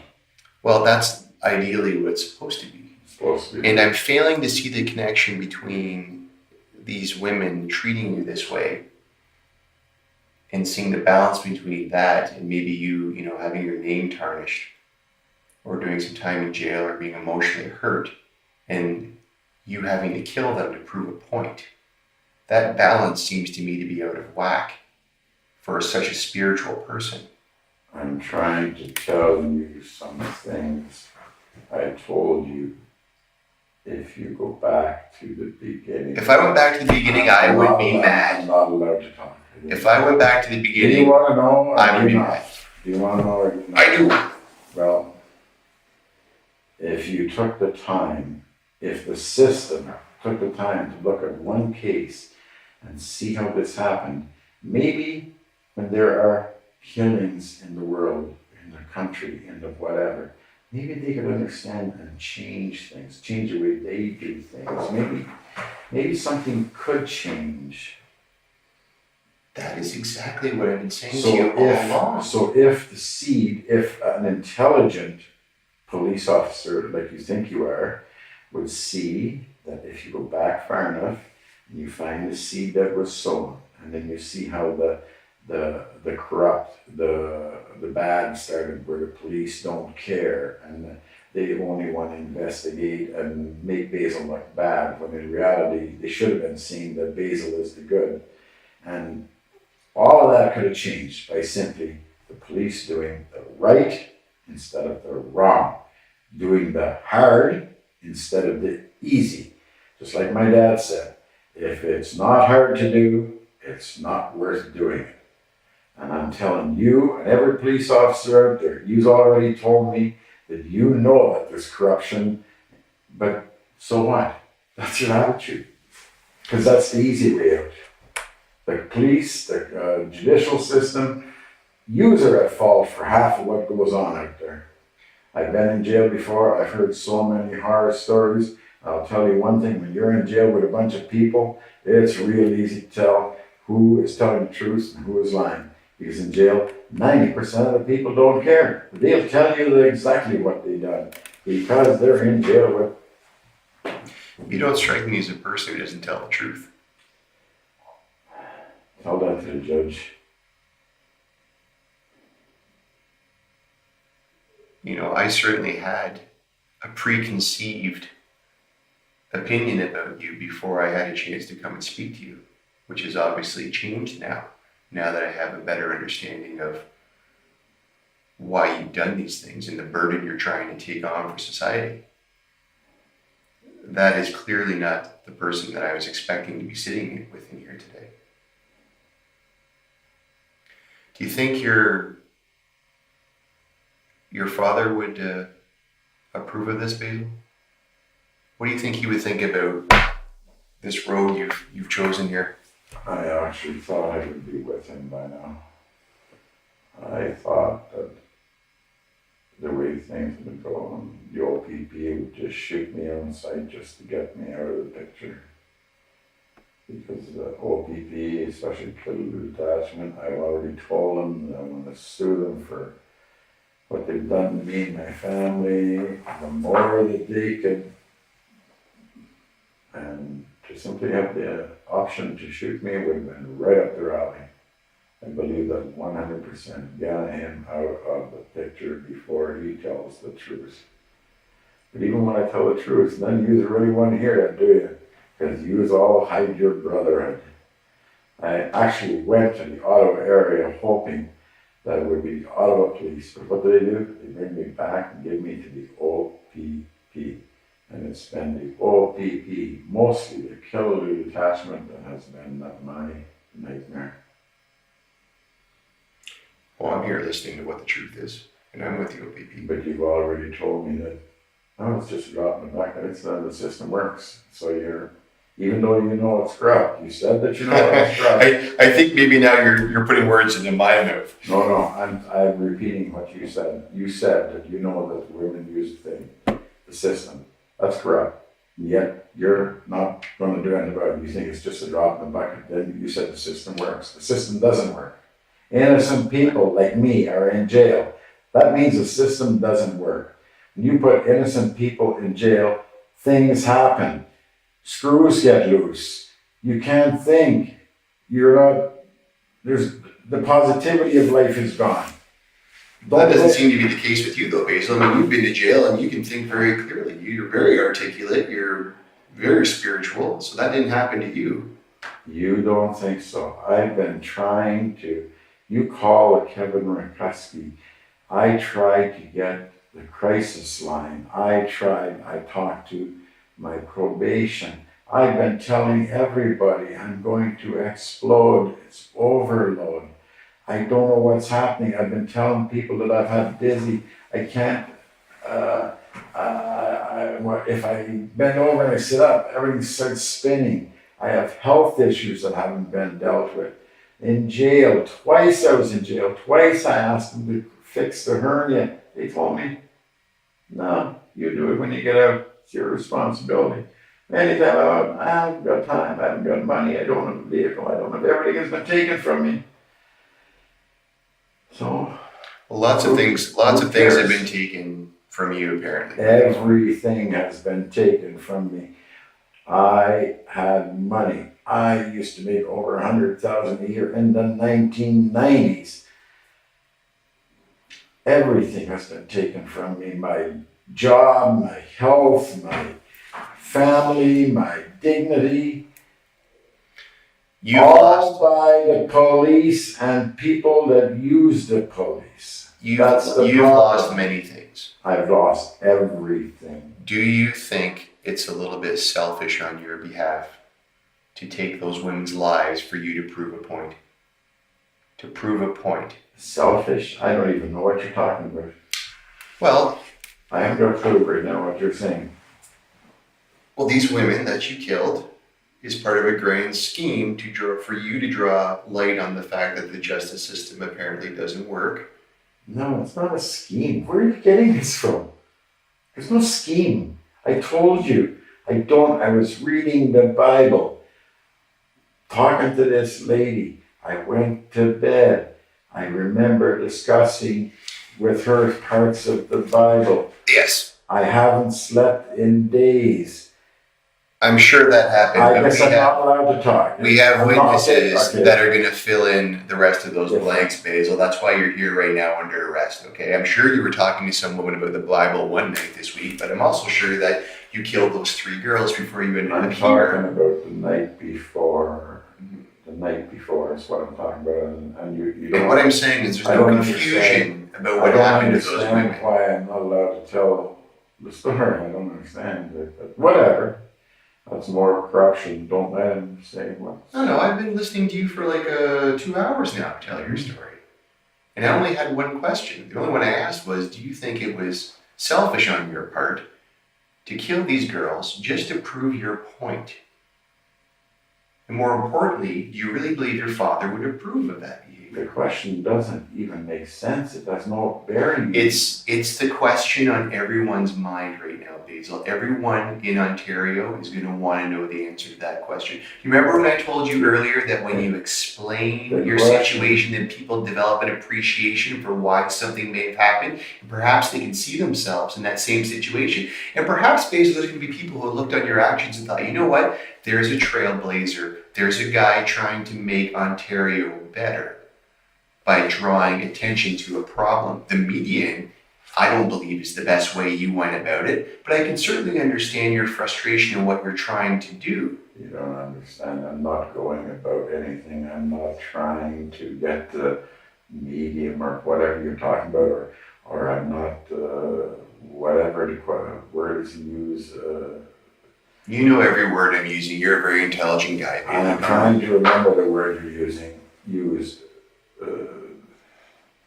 What was the word you used?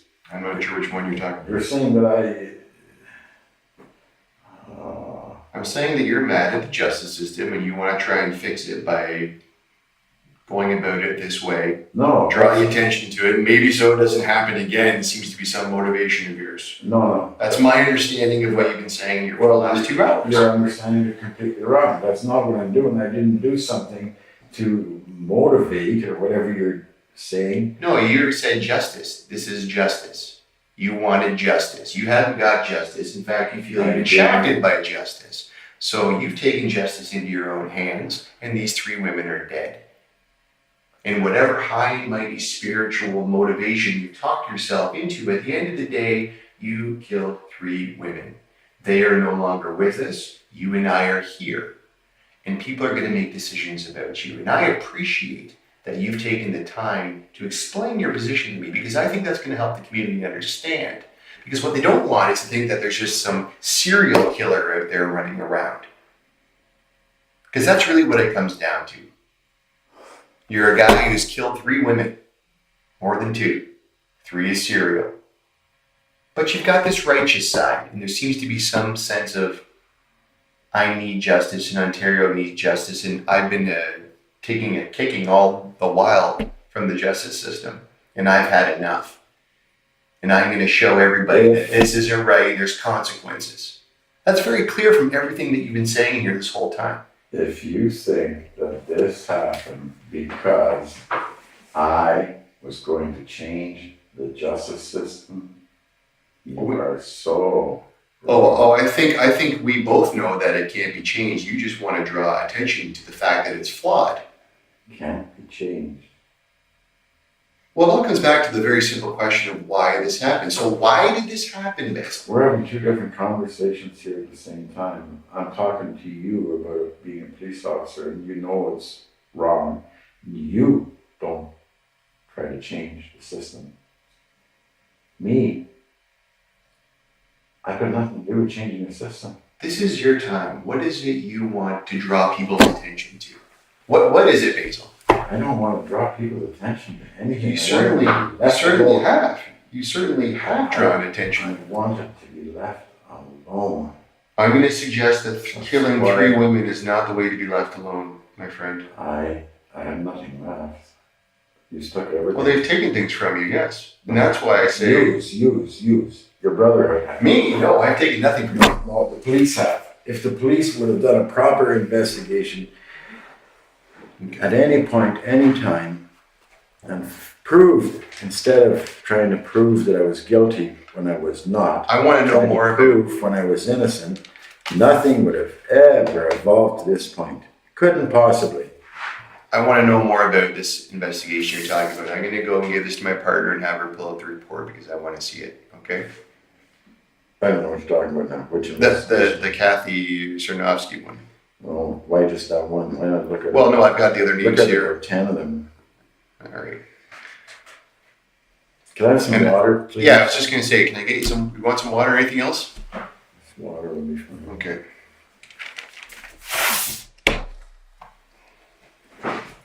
There won't be long, Basil.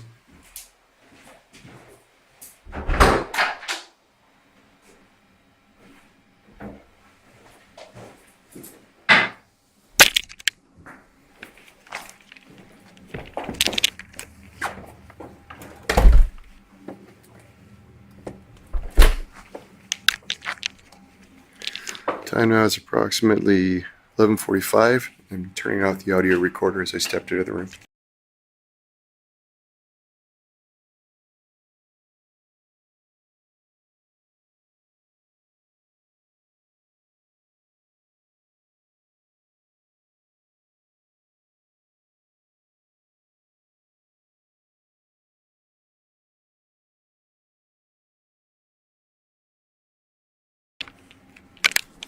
Time now is approximately 11:46, and I'm just returning the audio recorder to the room.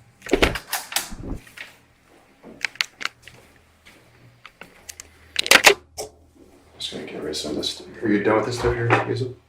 Water. Yeah, I'm gonna grab that right now. Let's see what's in your way.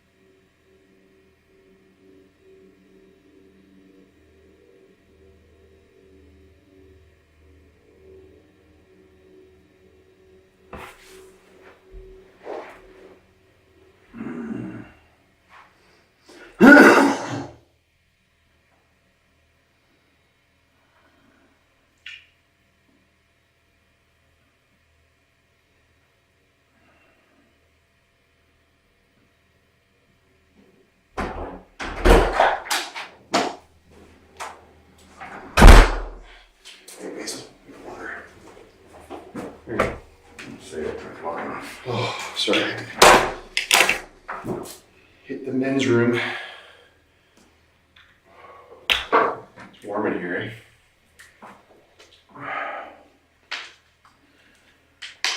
You were confusing my 20 or whatever year history of bad, from the cops, bad publicity, bad interactions from the police, or lack of action on the police parts on my behalf, with what happened. And you're wrong when you're thinking that I've done this to get to promote change or something. I was trying to tell you that I don't even understand. I was reading the Bible and talking to a lady. The last thing I remember was when she went home, I read a little more of the Bible, and I remember talking to her about many different things. And she said that she liked the way I explained it, and that I should actually teach or something. And she's a nice older lady. When was that, Basil? The night before. And I was talking to her about the part where the Ten Commandments, and she said it's thou shalt not kill, and I said no. If you look in the newer Bible, it'll say thou shalt not kill. In the old original Bibles, it's thou shalt not murder. And I explained to her. Yeah, I made that same mistake. I keep talking. I don't like to interrupt because I lose my train of thought. Sorry.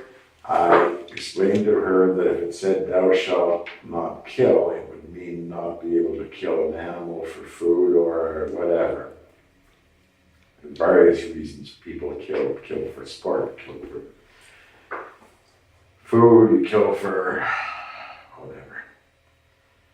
And I said that's why it's murder. And I said when you kill a murder, it's killing something. Murdering is killing something innocent. And which I abhor, how do you ever say the word? I hate child molesters. I hate what happened to my ex-wife. I know that destroyed her, that she never had a life. I know that played a big part in what he done to her has played out on me as the bad guy. And then so that just keeps rolling. I understand that. I've read every psychology book I could to try to help her. But after 27 years of abuse from her, or her seeing me as abusive because I'm trying to help her, and her family wanting to hide their family secret, because that's what they call it. Your mother and father are finally dead. Their father would have liked to have had that come out. The mother did not.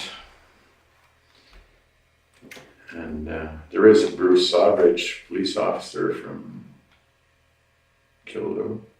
You know where area he lives. I think you told me his name. Yeah. I never told you his name today or ever. Bruce? Bruce Sawbridge. I did not ever say that today. Well, there's somebody from Killaloe. Different Bruce, but Oh, it was Miller from Killaloe. I don't know Miller's first name. Anyway, Sawbridge told me that my ex-wife's two sisters went in and complained that they had been molested or whatever by their brother, but my ex-wife never did because she probably can't deal with it. At one point she thought that I was, by wanting her to go get help or admit it, that I was humiliating her. And far from it, I would have stood behind her, even if to this day, if she ever, it's too late now, but if she ever admitted the truth, and I would stand behind her all the way. Because she's a drug addict, alcoholic, like she's everything there is. And all she has to do is tell the truth. And I'm sure she'd get over all of it. She's making her own self sick. My kids think I hate her. I never hated her ever. Never, not even now. After all the things she's done to me, I don't hate her. Never did. Even the police, everybody thinks that I never beat her, I never hit her, I never put her down, even one judge thought that, how did he say I was just trying to tell the truth. I wasn't trying to humiliate her or, God almighty, what a stupid. Who's this woman you're having the spiritual discussion with? Elizabeth Rakowski, she just moved into the building. She's an older lady, her husband, well, not that old, 60, I don't know. Her husband died 10 years ago or something. Is this your building or where is this happening? The building where I live. Sorry, the building? Where I live, Palmer Rapids. Okay. I live with Palmer Rapids, is Crooked Park Slide, is that Palmer Rapids? Palmer, yeah. I used to live out that way. 15 minutes away. Okay. So this is happening in Palmer Rapids. So we were talking, and I guess whatever our end conversation was, when I fell asleep, I must have dreamt about it. Or I hadn't slept. I kept telling everybody in that building that I am tired. I haven't slept in days. Everything is going haywire. And I was talking to the crisis people. I'm trying to get help, and I need somebody to talk to, and nothing. I got no one. I even talked to my probation officer, was one of the best ones for trying to help me, but that was not even her job. And I ended up with basically nothing anyway. And I kept telling me, I'm going to explode. I can't handle it anymore. Everything is too much. I never dreamt that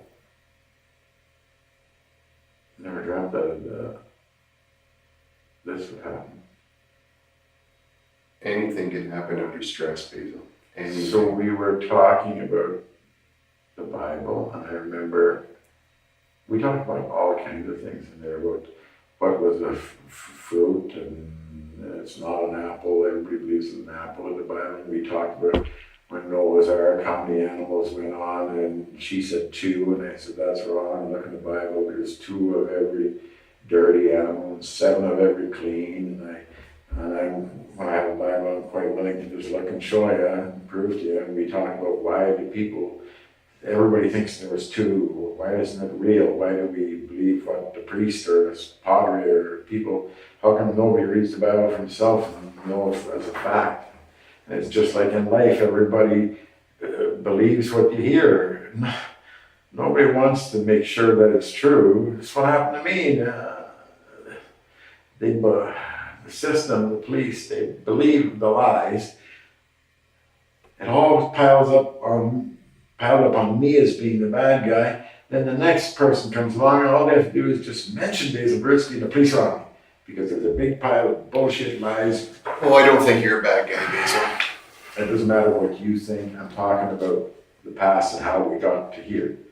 You're here. I'm talking about back there, and back there, the other police, people that were involved, how one jumps on the other's back, and it comes to the point where there is no justice for Basil, regardless of what happens, what he says. It'll just get worse and worse, and I guess you give up, and the stress level comes. And anyway, all I remember was going to sleep, or I don't even remember going to sleep, and then I woke up, and I don't even know if I drank coffee. I just went out of the house, and I remember at one point thinking about a zombie, and I remember I was confused, and I remember saying the Our Father, Hail Mary, over and over and over, and I was driving, and I said, I was talking to myself out loud, or I think I was, maybe I wasn't. But I kept saying, God, keep me safe, show me what to do or stuff, and I don't know what, the gun, I had the gun 2 years ago when Carl Culleton and I first got together and I was living on a farm. I found the gun in the scrapyard in an old motorhome that was hidden under the floorboards. And I was pulling, I forget how I found it, I was looking for something, and I found the shotgun. And then I collected shells out of every car well, not every car, but I get 2 out of this car, 3 out of it's a kind of country atmosphere, and I was living near a scrapyard next door. I collected the shells. If you look at them, half of them are rusted, and I don't even know if they. And that was because at that time Carl would visit me there at the farm, and the police would drive by and they'd shine lights, stop in front of the house, shine lights in my windows. It was freaking Carl out, and it kind of destroyed her. And I was totally honest with her. I told her my whole history, and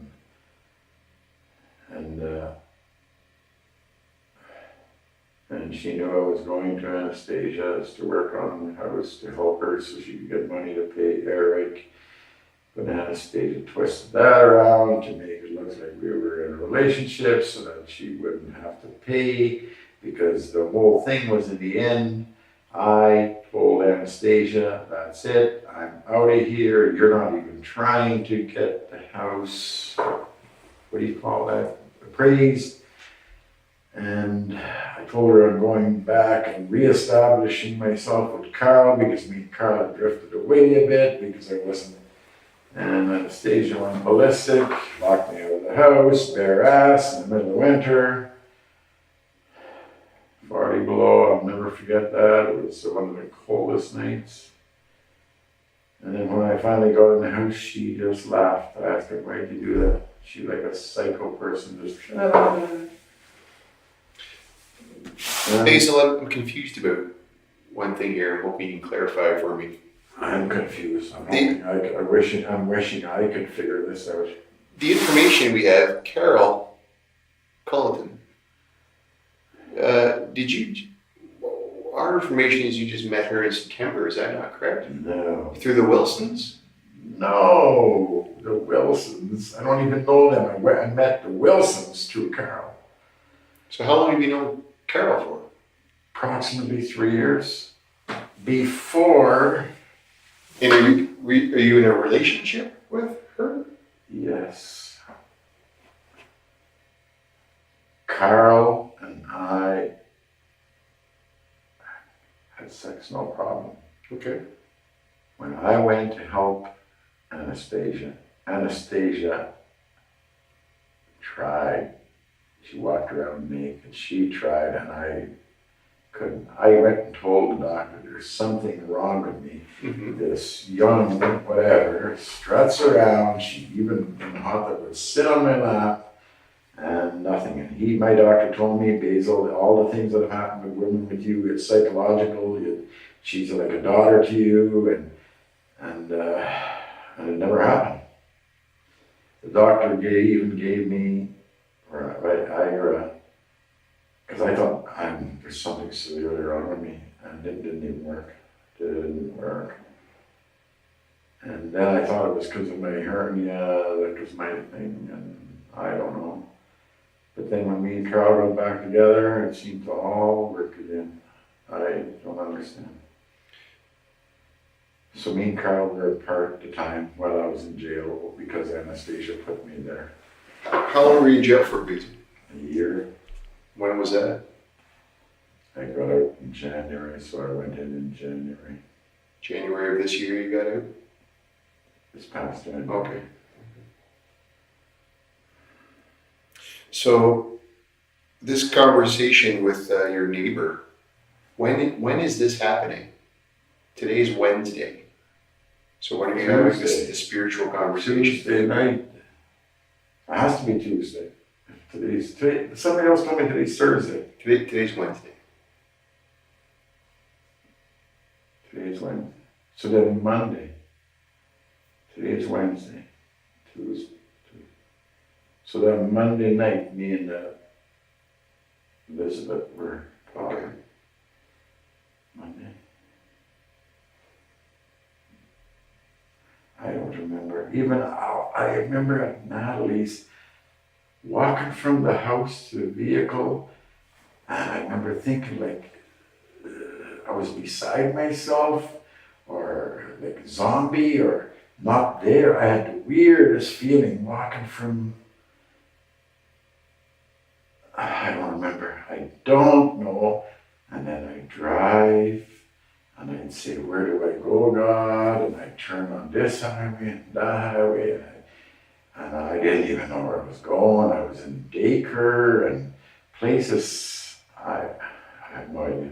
So what happened after you're talking to Elizabeth? What can you remember about that? Going to sleep. I don't even remember going to sleep. I don't know if I counted reading the Bible or if I, which I do read a lot and I fall asleep with it. And we had a drink. I had two rye, I remember that, and she had 2 beer. I gave her 2 beer, a Bud Apple and a Coors Light, and that's it. What kind of ride was it? Ferny Creek. It's a good ride. And I don't drink much. It's a rare thing. And I don't know. I hadn't slept in probably 5 days. I remember sleeping like an hour in the middle of the afternoon, and somebody phoned and woke me up, and I looked and I figured it's about an hour's sleep I've got. But that's been going on for months. I'm getting less and less and less. What's going on with that? You know, why is that I happening? don't know.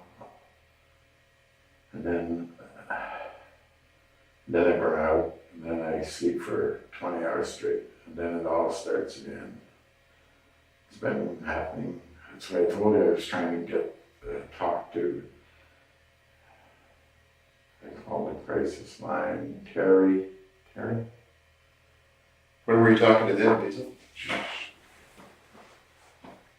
Strong. So. Now I lost that. Rikuski, my probation person, would know that person's name. It's not fair. And this is the crisis line person you're trying to think of. Yes, and they were supposed to get me a mental health worker. I wanted to talk to somebody, and I kept telling everybody that I'm gonna blow here. Like there's some, but I didn't think this was. I thought blow was I was gonna go apeshit, screaming, yelling like a retard in the field or something. I felt like my head was gonna blow off. That's what stress does. And then, Basil. but as far as that day, other than I had a pad of paper and I wanted to get out of this area. Because I wanted to get away from the Killing place. OPP. And I thought I was going to go to Ottawa. I don't know what I thought because everything was just snapping in my head. Like, I don't know why. When you woke up after finally getting some sleep Monday, what can you remember about that? I don't even know if you're saying when I woke up Tuesday. Is that what you're saying? Well, I don't know. I don't know if you woke up Monday night or Tuesday morning. I don't know.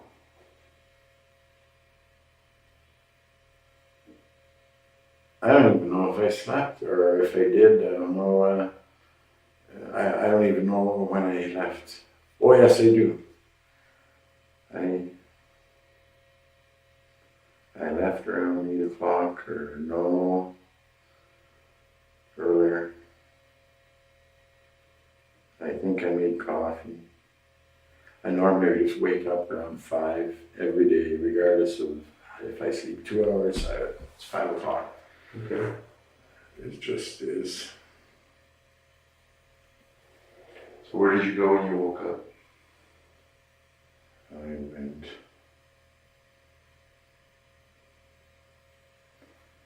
I believe I went to the gas station in Palmer, Gulix, and I sat there because they weren't open.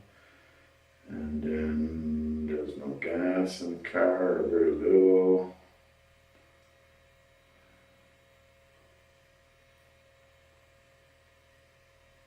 Do you have your own vehicle? And then I borrowed a car off of Cheryl, neighbor downstairs. Okay.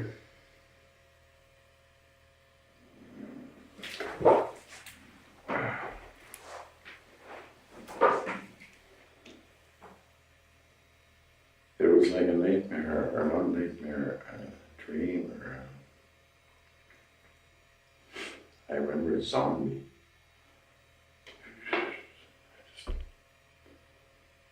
Where'd the gun come from? I told you I got it in the scrapyard, and I thought I was going to protect myself from the police. The police were shining lights and were sitting in front of the house.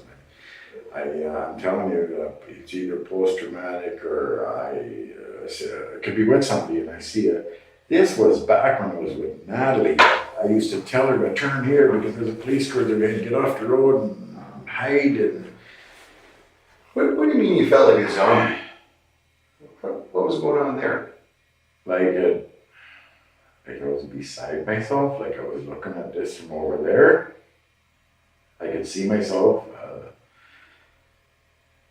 That's the way to look at it. I thought I could see myself walking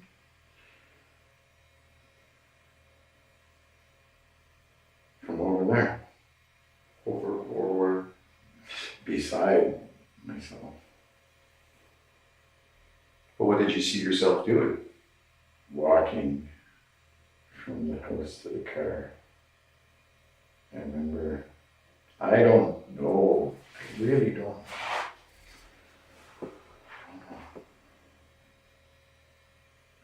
I still don't know. I don't know if I have to get more sleep, if I have to, I don't know.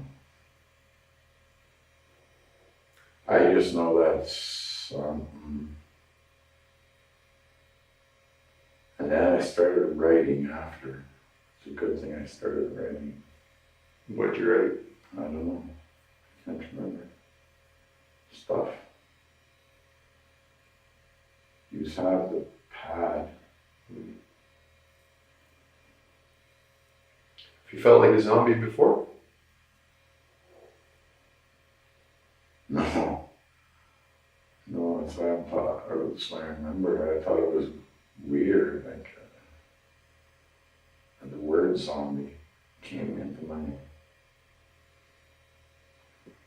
But it wasn't. I don't know what a zombie is. It was like. I remember, like, as if I was over there looking at myself walking. I know that doesn't make sense, but that's what I remember. What do you remember after the walking? Not much. I remember being in a car. I remember saying, God, show me where to go. And I remember saying, Dear Father, every little while. Not incessantly, but every 10 minutes maybe or something, or roughly half, I don't know. I just know I said it a lot. What was God telling you to do? What was he telling you? I believe that God was telling me where to turn, because I was driving on roads that I didn't even know where they were going. I remember being in Dacre and I was wondering, what the hell am I doing here? And then in a bunch of little towns. And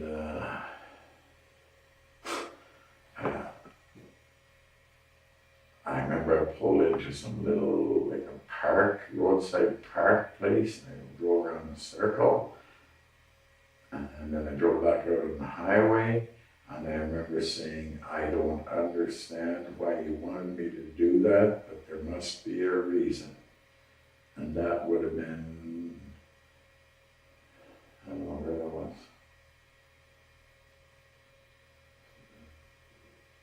What happened at Carol's? Can you remember that? At the cottage?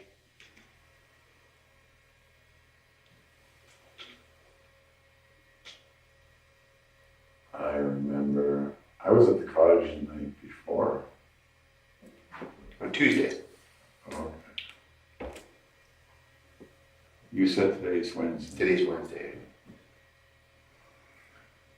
So you were arrested yesterday afternoon in Ottawa. If that helps. Tuesday. I was arrested. Yes. So Monday, I was at the cottage. And that's when Carol was, I already knew about her and the other, she had told me, but that's when she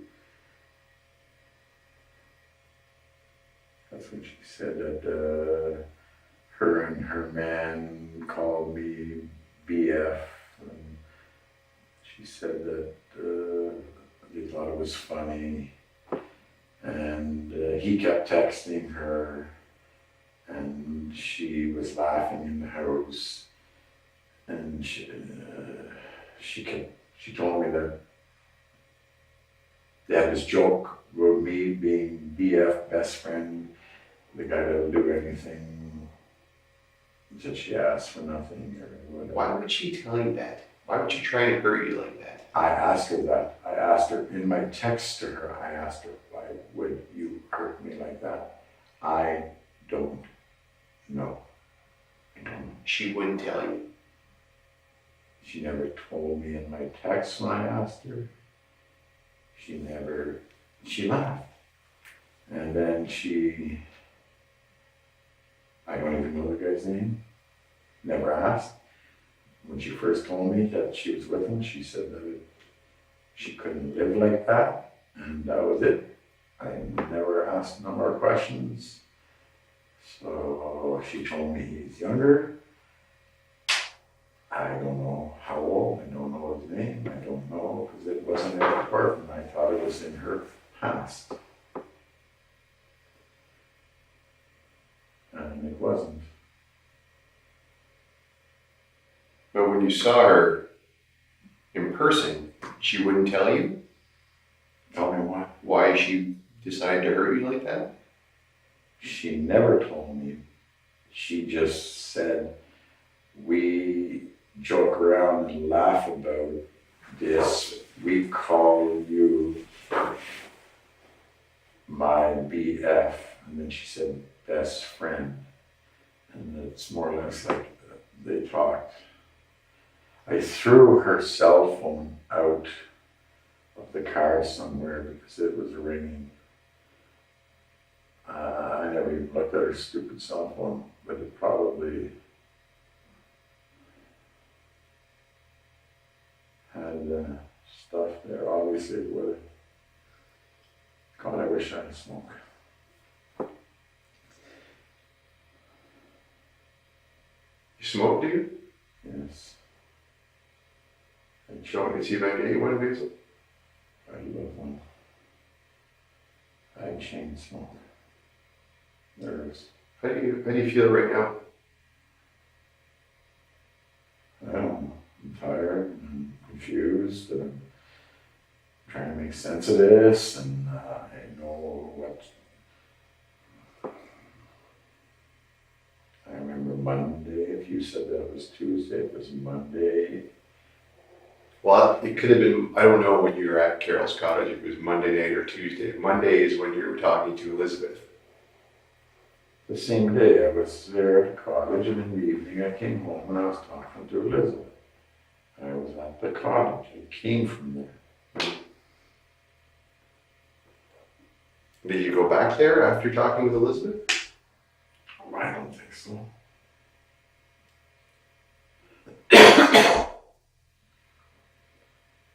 No. asleep. I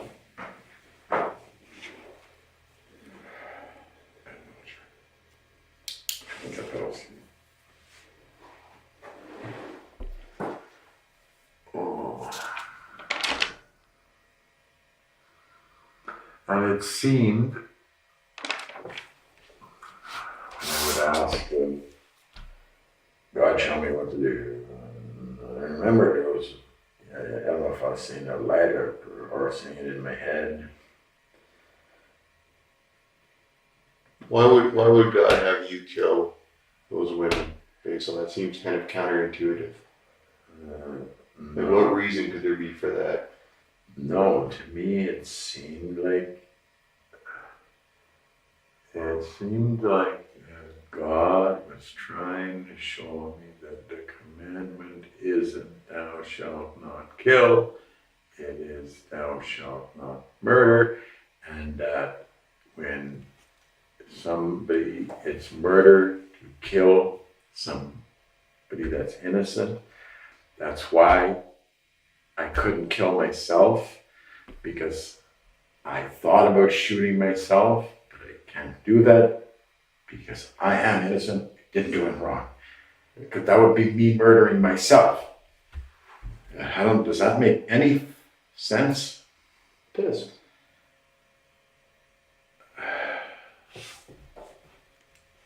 And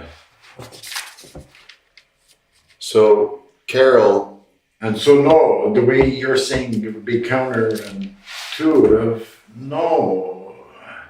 It seemed that I understand it, that that's what God was saying was the right thing to do.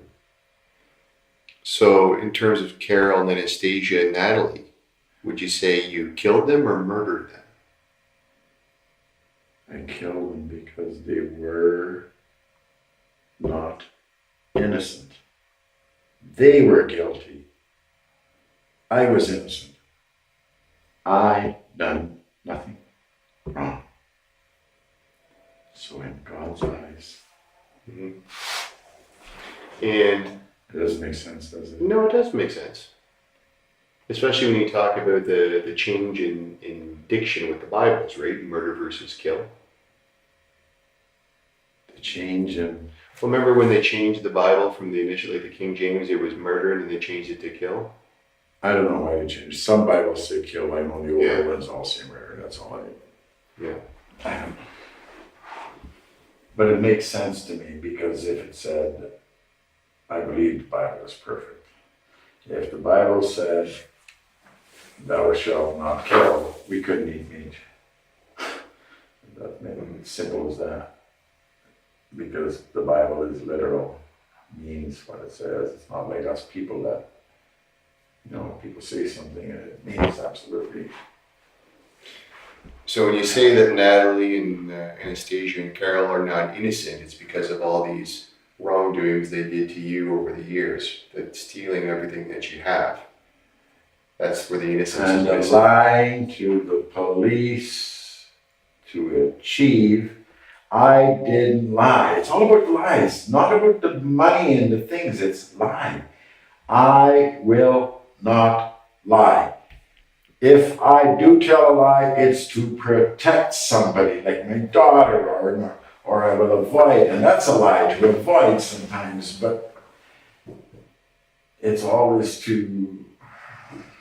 Basil, you tell me that you don't lie, and you would only lie if you were protecting somebody from... Which I would call it. Yeah. Are you lying to me when you say you don't remember how you killed those women? When you're talking about this zombie and seeing outside yourself and God telling you, are you lying to I me? never told you that. What did you say? When you tell me that you don't remember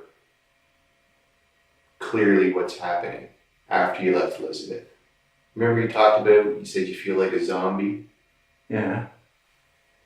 and you don't remember everything? Are you lying about that? I never said I don't remember.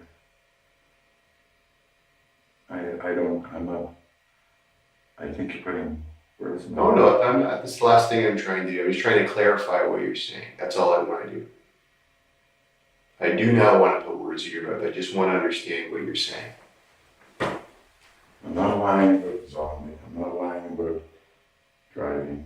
Okay. I'm not lying about praying. I'm not lying about asking God to show me where to go. And because I wondered why I'm in daycare and wherever I was. I don't remember daycare. I remember the sign. And Did you want what are you the, asking me? Am I lying about? when you said you felt like a zombie and you couldn't remember? No, I'm not lying. Okay. I'm telling you. That's all I was asking you. No, you just said more. You asked me if you were putting where. That's not what you asked me. You asked me if I remember. If you do remember everything. I don't remember everything, not yet. Okay. I think that I remember more this morning than I sure as hell did last night, because that guy wanted to talk to me, I told him on the phone, I said, I don't even want to talk to you, I don't even want to listen, I'm so tired. And he said, well, then hang up the phone. I don't know what he said, I don't know. Well, you know lots of things because we've been talking for a while now, and clearly you're doing a great job of remembering some things, and you're understanding what I'm saying, and you're aware that you can talk to a lawyer at any time. So, I mean, you're clearly with me in the moment right now, I would say. I don't think I'm clearly in the moment with you right now. I don't think that I don't think I told you for weeks, months maybe. I've been telling everybody I'm going to blow or explode, and it feels like my head is so full of things and nobody listens, and I feel like I'm all. Well, what kind of things was it full of? I just told you, I feel like I'm alone, or there's nobody helping me, and over, and those things. What I'm telling you is what I'm talking about, and panic, and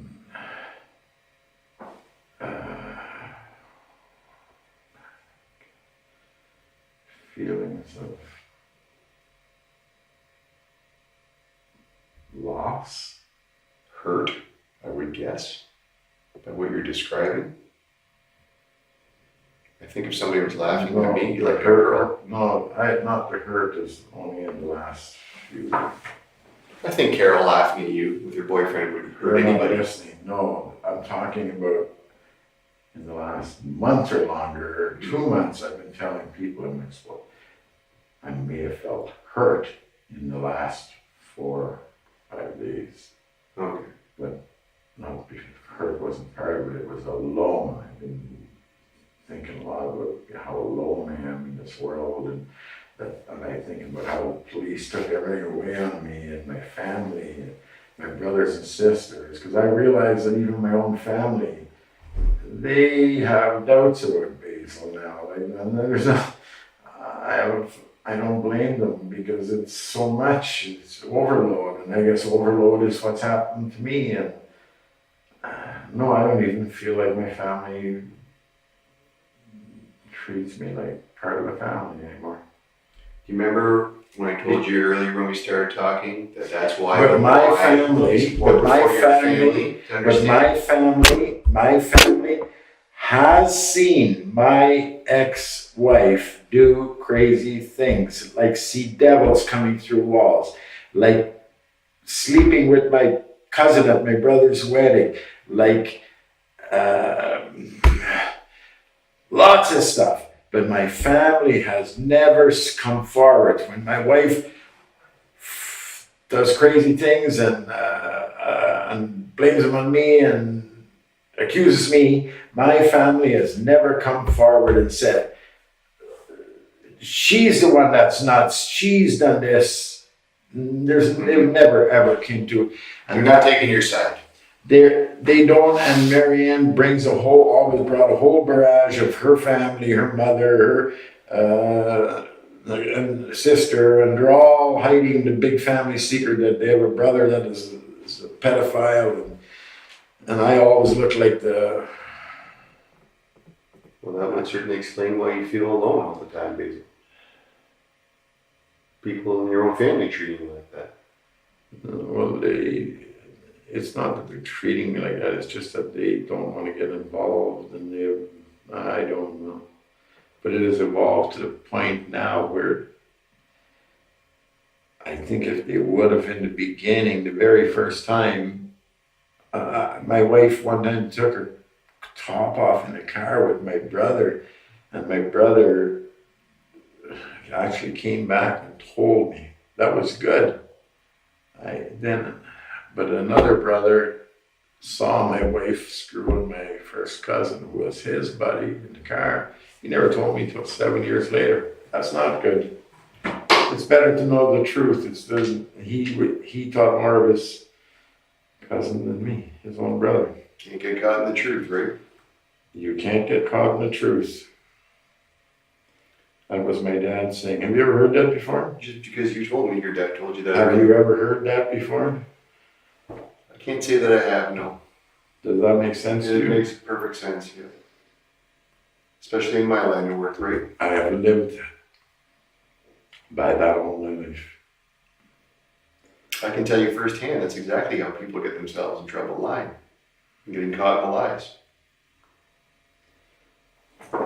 But the problem is people don't get themselves in trouble, lies. People lie about people to hide what they done. And that would be my ex-wife, this Laura Lee Kelly. And there's some men that don't ever think a good thing for women, because there's men out there that have stuck knives in my back. But it always goes back to money. And I get away from the Bible. Even that night, I was reading to that lady about money is not, I can't remember the words, but I just know the feeling. I have had that in me. Believe this or not, I am poor, filthy poor. I live at $850 a month. I had a little bit of RSPs and things, cash hidden aside. I don't even know how I ever done it this long lasted. With Carl, I tried to tell her that money means nothing to me. She, at one point, said to me, "This is my cottage."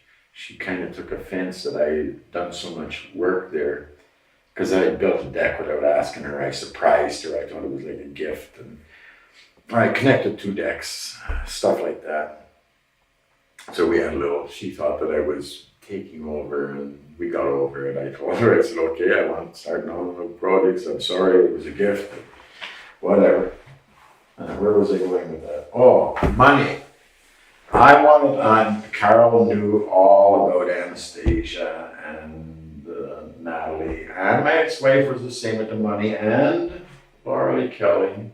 And there's a few men in my life, which I don't want to even go into that, not gay, but men, dealings, things that I've gotten the old dagger in the back from. I'll tell you, I don't care. When I was driving around, I went to Natalie. You're really going to hear it now. I remember this. When I was with Natalie, there's a big fat guy. I have no idea what his name is. He owns a sawmill in White Lake. I found out through the grapevine. All I know is the big guy.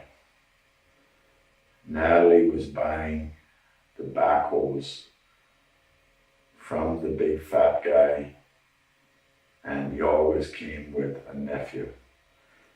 And lots of times, Natalie would tell me to go out because he said he wanted little peewee eggs for his sister. So we saved small eggs. This is a couple of years back. Natalie somehow got a dealer going through him, told me that she leased a backhoe from Quebec. The backhoe was on the farm. I can't remember how much she told me that the backhoe cost per month, but it seemed awfully cheap. But anytime I would say anything, she talked French too on the phone. I don't know who she was talking to. And then she had papers that were in French, and she told me this was What happened at Natalie's after Carol's? then after Natalie put me in jail for saying that I was going to hang that kid, which I did not do, never intended to, never even crossed my mind. I'm in jail. She continued to sell backhoes, and she flaunted one, drove it around. I knew that it was stolen. She had a boy driving around and leave it out in the middle of the field. They were trying to. And anyway, the police went there and found some stuff. But this other man, Jimmy McClement, apparently moved 4 backhoes. I always found out this stuff from the farm. They were being delivered to the back of the farm for 2 New Holland yellow, some other. Anyway, Natalie tried to put the blame on me. When police finally came and found that backhoe, Natalie called the guy and told him, I'm in the clear. She put the finger blame on me. Natalie, Which doesn't make Natalie sense. is not innocent. That's very clear in all this, from what you're telling me. Part that I don't understand is why did the police go there? They found the stuff there. I'm in jail, so I couldn't possibly have anything to do with this. But instead of charging her or looking into it, she got off with nothing. And when I got out of jail, they started watching me because they thought that I was some sort of a kingpin in a stolen backhoe ring. And the funny thing is, I will never forget this Bruce Sawbridge cop was the guy. He called me. He said, Basil, you know how this goes. Do you want me to surround the place or do you want me to just come and pick you up at the farm, whatever? I said, well, just come pick me up. And I'm talking to him and I realized I didn't even know why he was there. And I thought, this is probably about those stupid stolen backhoes. And I was at the car and I said to him, can I go back to the house to get something? And he said, no. He said, can I send my partner to get it? If he would have let me go back, I wanted to go back and grab that lease paper that Natalie said was from the backhoe. And because I thought that's what it was about. I thought I was going to be charged with something to do with the backhoes that Natalie, and it was nothing to do with that. Even though by that time I knew that backhoe was stolen. Because I got it out of her, I forget how I done it. I said, there's something wrong here, Natalie. It's too cheap. How could that company make money? But then anyway, when I'm in jail, I know for a fact, and if the police wanted to figure it out, all they had to do was go to the neighbor because there's a garage next door. And I'm sure the neighbor must have seen the backhoes leaving that property because they'd have to drive it right or float right past. But they didn't. They didn't want to. Nobody wanted to prove that Basil's innocent. They wanted to find a way to make Basil guilty instead of. And then Natalie laughed about it and told one of the guys that got caught on one that she was in the clear. And then I got a letter from her lawyer saying that when I got out of jail, that if I wanted to collect my backhoe and some else stuff, I was supposed to contact the OPP. So they were trying to get me to go and say that I couldn't believe it. Like how I don't know if the police put the lawyer up to that. I don't know what the real thing. Basil, after all this stuff has happened, the one thing I want to ask you, did you want the police to kill you? Yeah. Because then I would have to kill myself, Because then you would be going against. right? The only thing, I understand that line of thinking, you explained that very well. The only thing I don't understand is the note that you left for the police in the Ottawa area saying that you don't have a gun, don't shoot me. What, that kind of goes against that? Why did that Because happen? at that time I had sat in about 3 different places and I had been writing, and I thought that if I wrote it out as, and for me, when I was writing it, I thought this is the most clear thing I've ever done, was try to write it, and it made sense, and I thought maybe I shouldn't die, maybe I asked.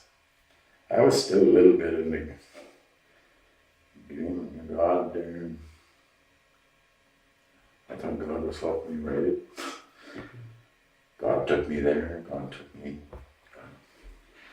And I thought that maybe I should stay alive, and that, no, there was more. I remember thinking, if I'm dead, who will explain this?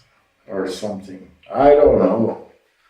And then I decided I put the gun down first, and then I walked a little piece, then I wrote on 1 page, and I hung it on a branch. Don't murder me, I'm... Well, you're exactly right, and there's no one to explain, right? I have no gun or something. I can't remember what I wrote. And then, but up until that point, I was hoping that fucking just without me knowing I would, I was actually hoping when the helicopter flew over that and sent a torpedo down.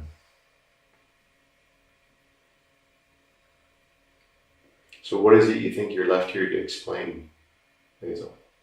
What is it you want to, what's your message in all this? It is no message, it's vindication would have been. But you're not following me here. There's 2 things. It's like me walking, being the zombie, and me over here looking at the zombie. It's like a lot of what I'm telling you is history of 20 years got to here. And then there's the zombie part. So the guy watching the zombie is me. The guy that's watching the zombie is how I got here. Does that make sense to you? The 20 years of my ex-wife, where it started to...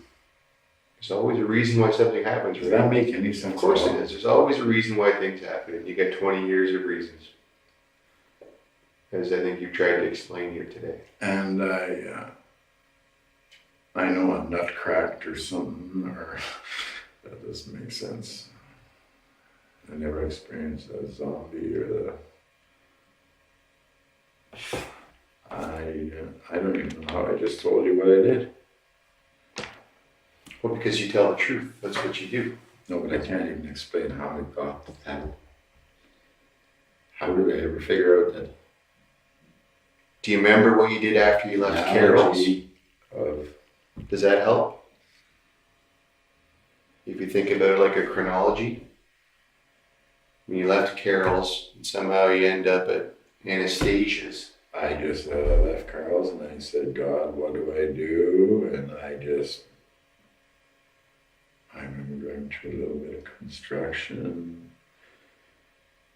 and I just drove in, and I remember thinking that God is really helping me, because when I went to Carl's, Carl walked right outside. Mm-hmm. What did she do? And then I asked her, I said, why do you hate me? Or why are you doing this to me, Rebel? And then she closed the door. I was right there. And then I broke the window with my elbow. And I reached in and I unlocked the door.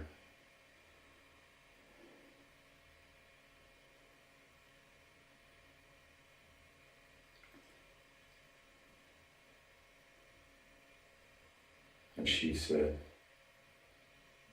this is not you, Basil. This is not you.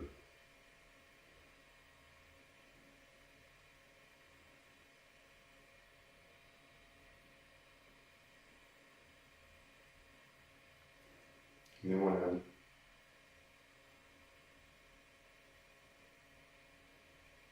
Then she told me that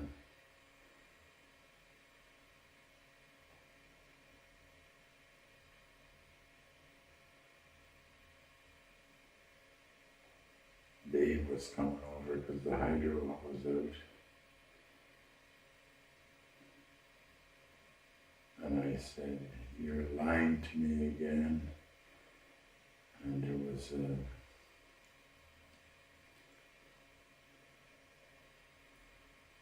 cable TV coil. I picked it up and I hit her with it and I wrapped it around her head.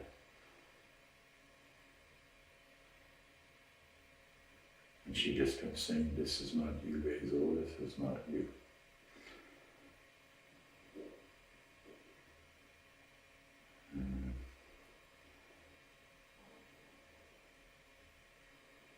And then her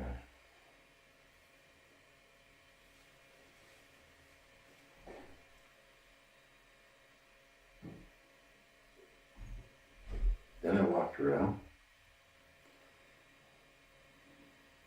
in the cottage.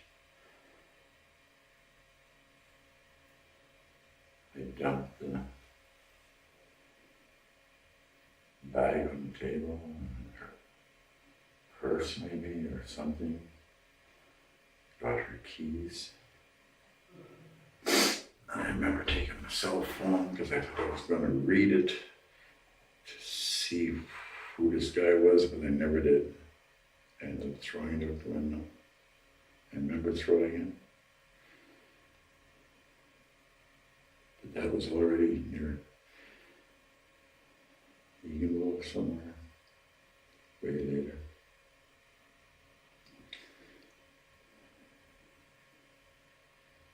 You know, I didn't even go to him.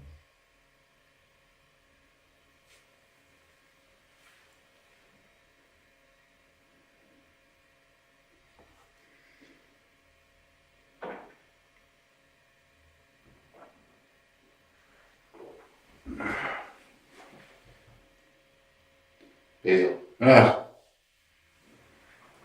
take my hand for a second. for what? I just want to shake your hand. I want to thank you for being the guy that you said you are this whole time you've been here, a truthful, good person. It's a rare experience I get to meet somebody who actually walks the talk to preaching. Walks like what? Yeah. Well, you said you 9 out of 10, you're a truthful person.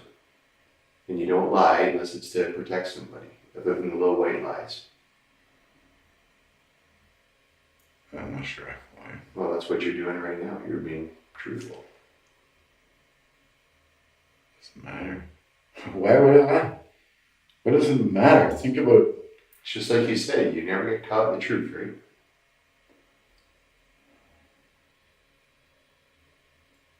should remember that one. You should remember that. I'm going to. Everybody should remember that. I'm going to. Then I really don't know. You know what? Maybe I'm really tired again, and maybe if I Yeah. Do you want me to see about that smoke? I'd love that. It would take away some of the. Okay, let me go and try and round one up for you.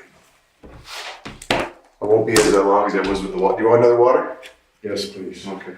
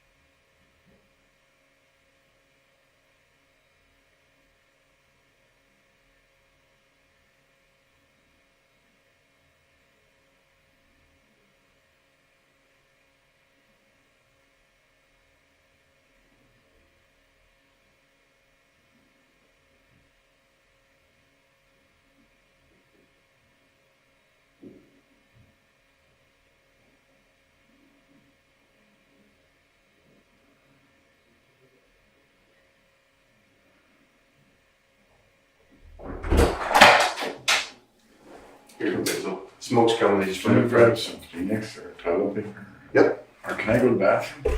Yeah, just 1 second. So we sort out where it is, and we'll go right in a second here. Okay. Kleenex, you want? And Piss. yep.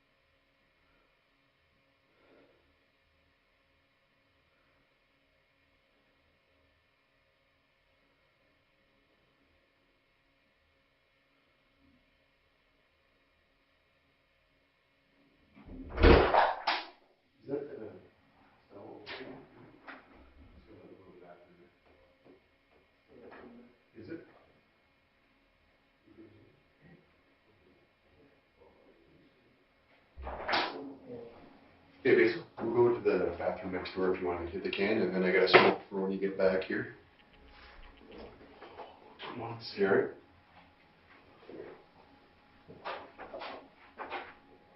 Back in here? Yep. Thanks.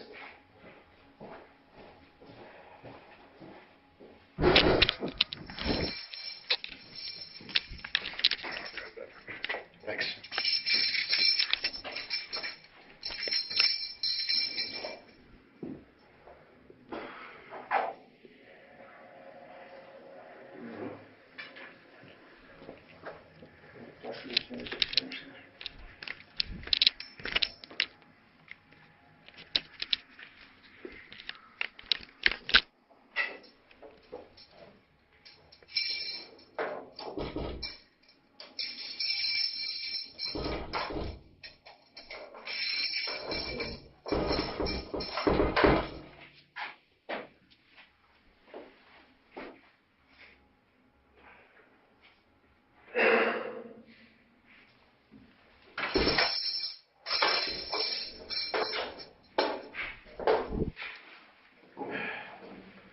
Do you want to bring that whole thing in? What? You just bring that whole roll in if you want. It's no problem. Here, I'll grab it for you.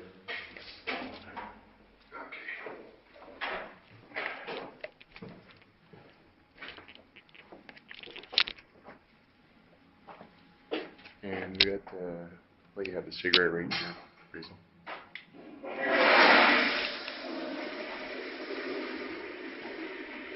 Let's go grab it for you.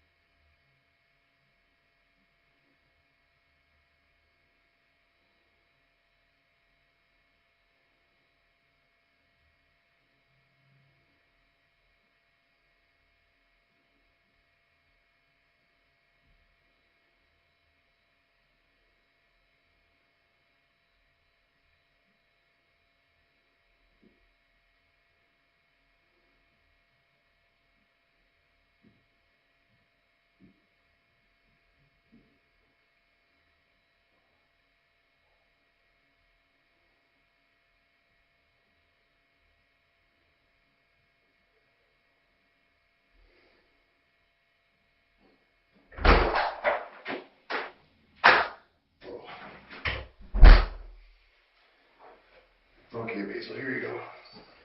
Just gonna throw some water in that for the ashes.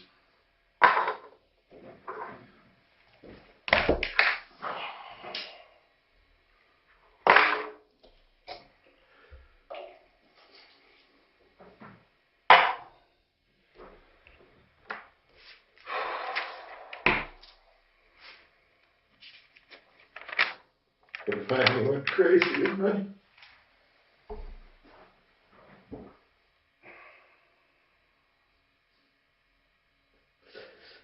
It wasn't just that day.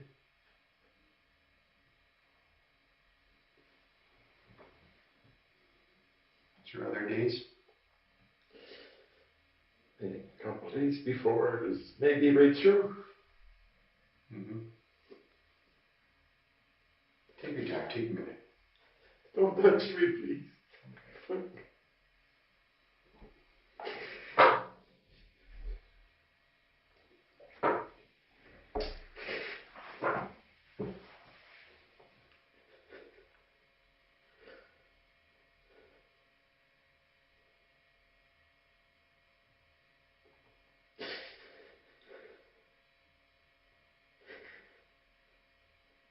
The more I think, I remember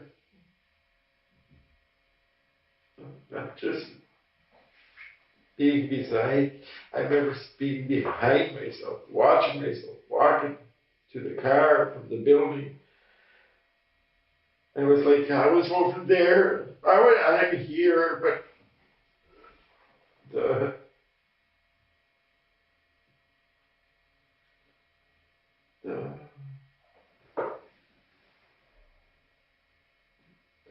This is from your building, Basil? as if I was watching from a camera myself.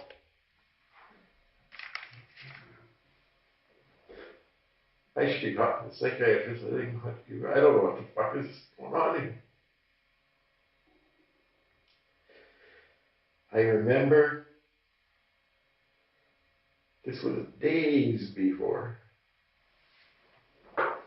But that's what I remember, seeing myself walking out of the building with the gun. Days.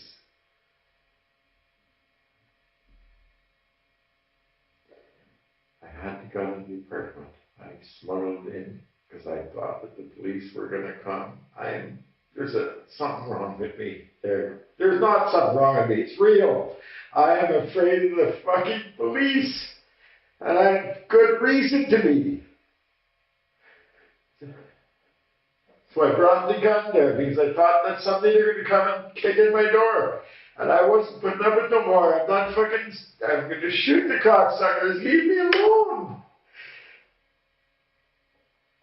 And then, I don't know why I wanted to take the gun out of the apartment because I don't know why. So I took it and I hid it in the bush, in a garbage bag.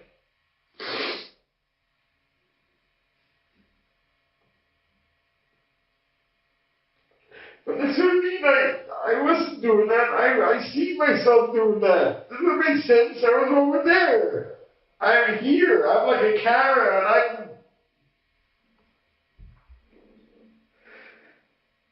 can... Where did you lay it in the bush, Basil? Just along the road. Well, backward. But it's all fucked up. I'm sure that was, I don't think it was a week or days.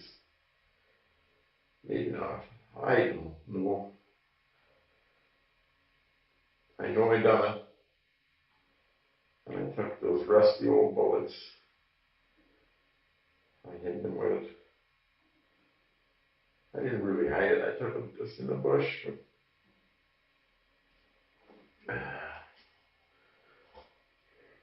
Where did you have the bullets? with the gun. The gun was never loaded when it was in the house. Did you take the gun with you to Carol's? Yes. I took it everywhere with me then. until I dropped it in the bush there. And that was only because I sat at that on the picnic table. No. Yeah. I was sitting at the picnic table and I was writing. And I felt at peace. I was quiet, alone, and calm. Everything was, and I write all the time. If you go to my apartment, there's fucking rights everywhere. It's like, that's what I talk to, is paper. It doesn't make any fucking sense. No one listens to me. So nobody helps me figure out what was the right thing to do. Like, I'm telling the fucking truth through my divorce, through everything. I never lied, and they listen to the fucking lies. So who do I talk to? Nobody. I fucking, that Borutski, what the fuck is his name? I tried to tell him, and he said, you don't want to do that, you don't want it. I go, holy fuck, I'm telling him my head's going to explode, and he's not listening to me.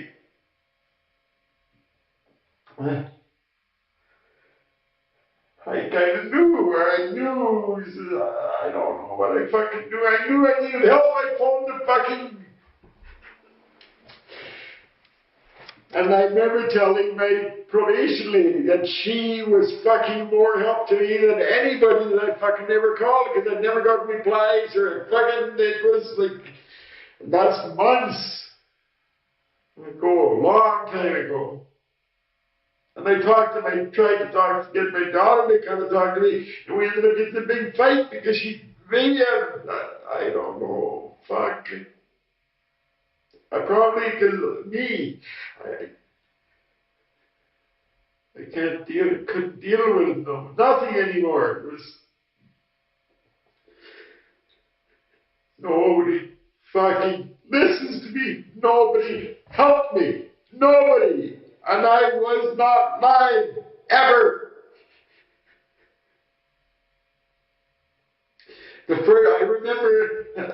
I remember the gun, how the fuck did I do that? I took it to the bush, left it there for a day or two, maybe, or three, I don't fucking know. Then, after the lady and me were talking about the Bible, I tried to sleep, and I did. Maybe I fell asleep. Maybe I didn't. I don't know. That's when I went and got the gun.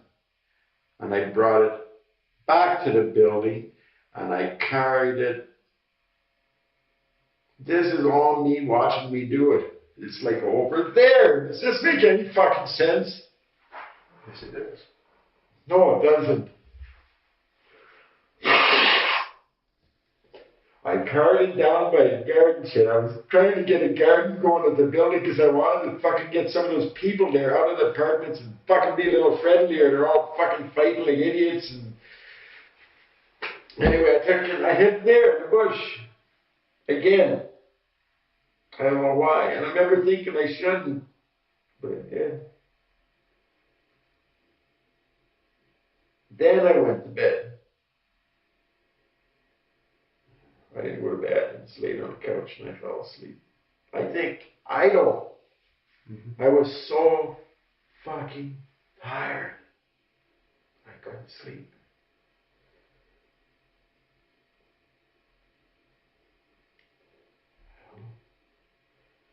And you know, I only, it's like bits. I remember driving the car, and I'm beside the car, not in the car. I'm outside the door, and I'm steering here, but the car is over.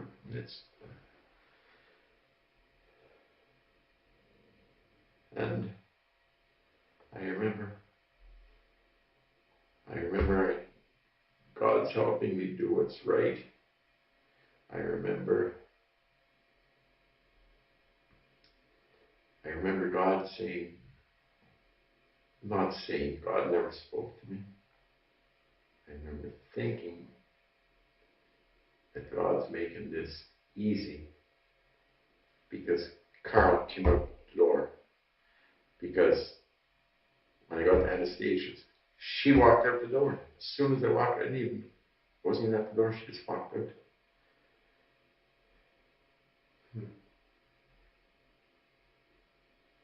And I asked Anastasia, I just said, why did you lie in court? And she said, I didn't. And the gun went off. Because it just lies.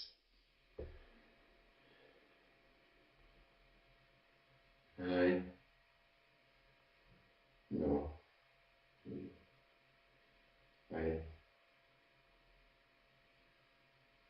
Where did she get shot, Basil? What do you mean? What part of her body? I have no idea. She ducked down the little island. I don't know. No, Behind a little island? there was a little island. And she was standing and she just went down and the gun went off after she went down. So this is inside the house? Yes. Okay, because you said she'd come outside too. Yeah, but she went in and I walked in right behind her. Okay. It was as if it was supposed to be. It's like she opened the door right when I just come there and I just walked. She turned around, walked in, I walked right in behind her.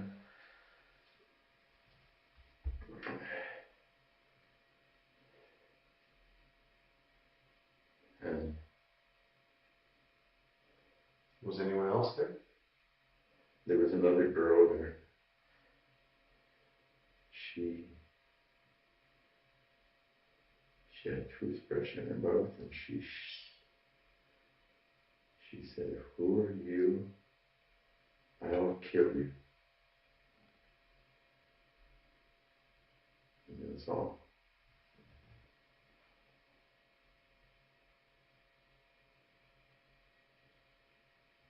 What happened after that?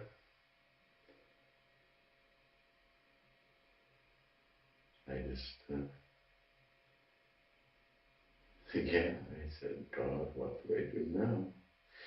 God told me to get in the car and drive down the highway, and then I drove.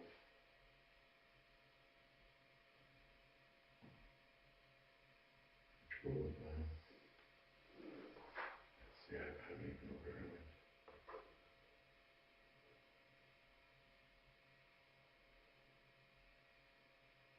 I went jiggity-jaggedy through a bunch of back roads, somehow 2 off on the road, and then to the farm.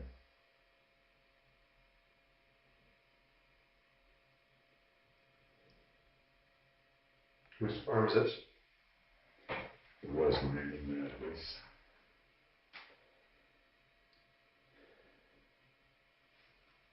It's not because she lied. I paid into it in cash because I was going through a divorce, but because my wife was cuckoo all those years, I kept socking money away.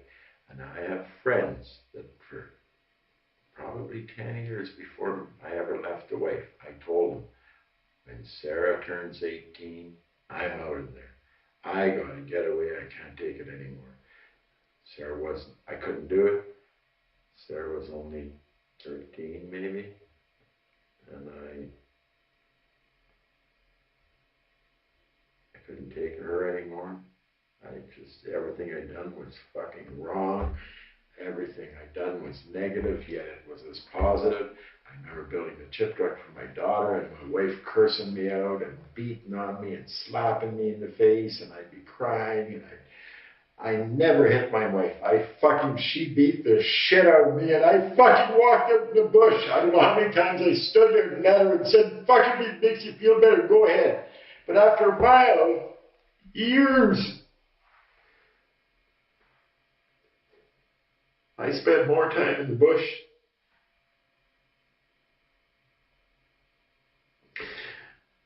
And the day that my wife came back, I told her, I lived in a fucking trailer. I built that house. I'm the only one that ever worked.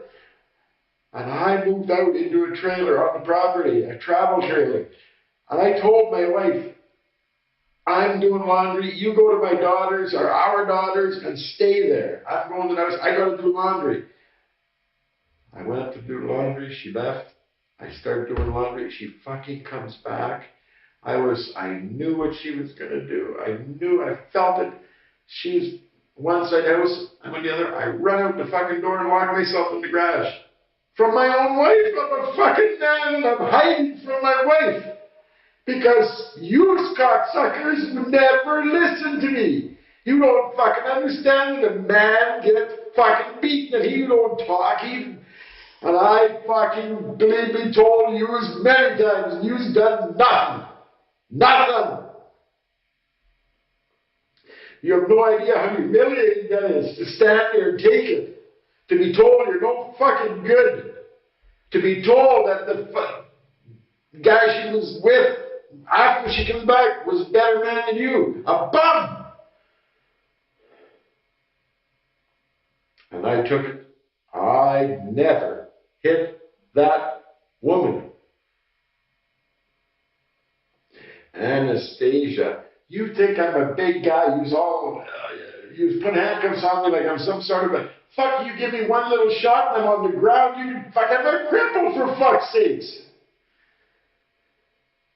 Anastasia beat the fucking shit out of me. She burned all my fucking clothes. She burned my boots.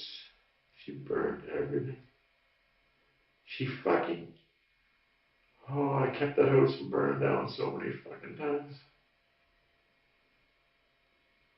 She was going to throw a can of acid. She was crazy. She's bipolar. I kept telling my daughter, I could come here, I gotta get out of here. I was trapped. She threatened to drink acetone. My old phone, if somebody would have kept it, it was on the phone that she was going to drink acetone. In court, she said that Basil drive. I never drove. Only one time because she got drunk. I was under suspension. She said, you drive, I'm going to drink. And we were at my brother-in-law's or my brother's getting electrical stuff for her house. So I drove her home. In court, she said I drove. That was a lie. Other than that one time, and I thought I had no choice. She's fucking plastered, so I drove us home. And the only other time I ever drove was on my buddy's farm on private property out to the gate because it was all icy and didn't think she could get the car out of there, so I drove out. I never drove anywhere. And that was wrong. They came, the police, and charged me with driving, whatever. That was the day that I could drive legally. If the Department of Transport would have sent me a license, it would have been as valid could be. They had no right to do that to me. They could have charged me with not having an up-to-date license or something, but I was legal. And that fucking asshole lawyer I had said that I should plead guilty. And I said, I'm not guilty of what they're saying. And that other asshole lawyer that I had, same thing. I mean, when everything. Basil, you're already in jail long enough. Plead guilty and you get out right now. I kept saying I'm not guilty.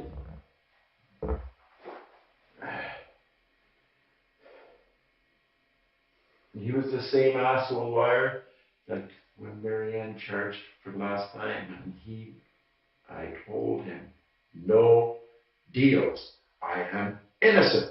No deals. And then they come up with the that they're gonna stay it. And for some reason, I have to agree. And I said, I don't agree. And he said, you have about 15 seconds to decide. If you don't agree, I can't represent you anymore. I'm telling the lawyer that I'm innocent, and he's fucking telling me that I have to agree. I said, if they stay it and they put conditions on me, that's the same thing as me saying I'm guilty. And I wasn't guilty. That's the thing. The lies, the fucking lies is what I never.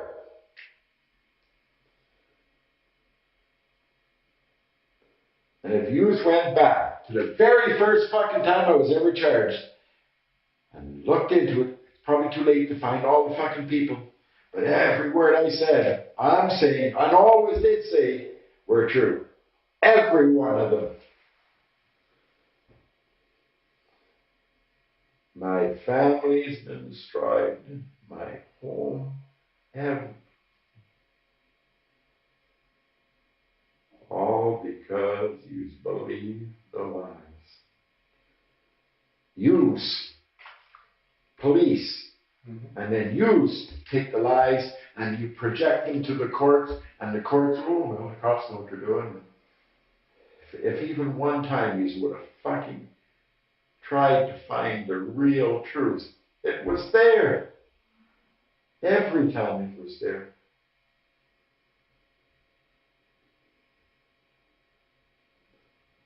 And I guess it's all, if you think about all those charges, all those things that I was accused of, it's overwhelming. I sat in jail for a whole year, rotted like a dog, knowing that, and all I did was read the Bible. Just read. Crept up, got a beaten, threatened, punched out. Because old guys like me that are crippled, you're a mark, you're fun for all of it. That's a cruel place there. Which jail was it? Both of them, they're the same, they're all kids today, young people, they have no morals. I watched other old guys half asleep sitting on a bench, and they'll, you go over and hit that guy in the head, I'll give you my, and it's fun, it's a joke, knock a 80-year-old man right on the floor, like, insanity, man, this world was insane. And I speak up, I get it beaten. It's a fucking insane world.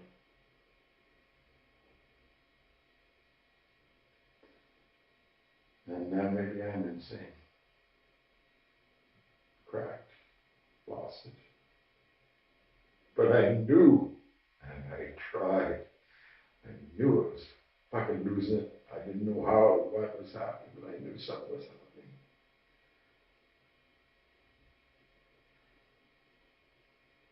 I don't know why I can't remember that other custody guy's name. I couldn't believe it. I'm telling him I need to talk with somebody.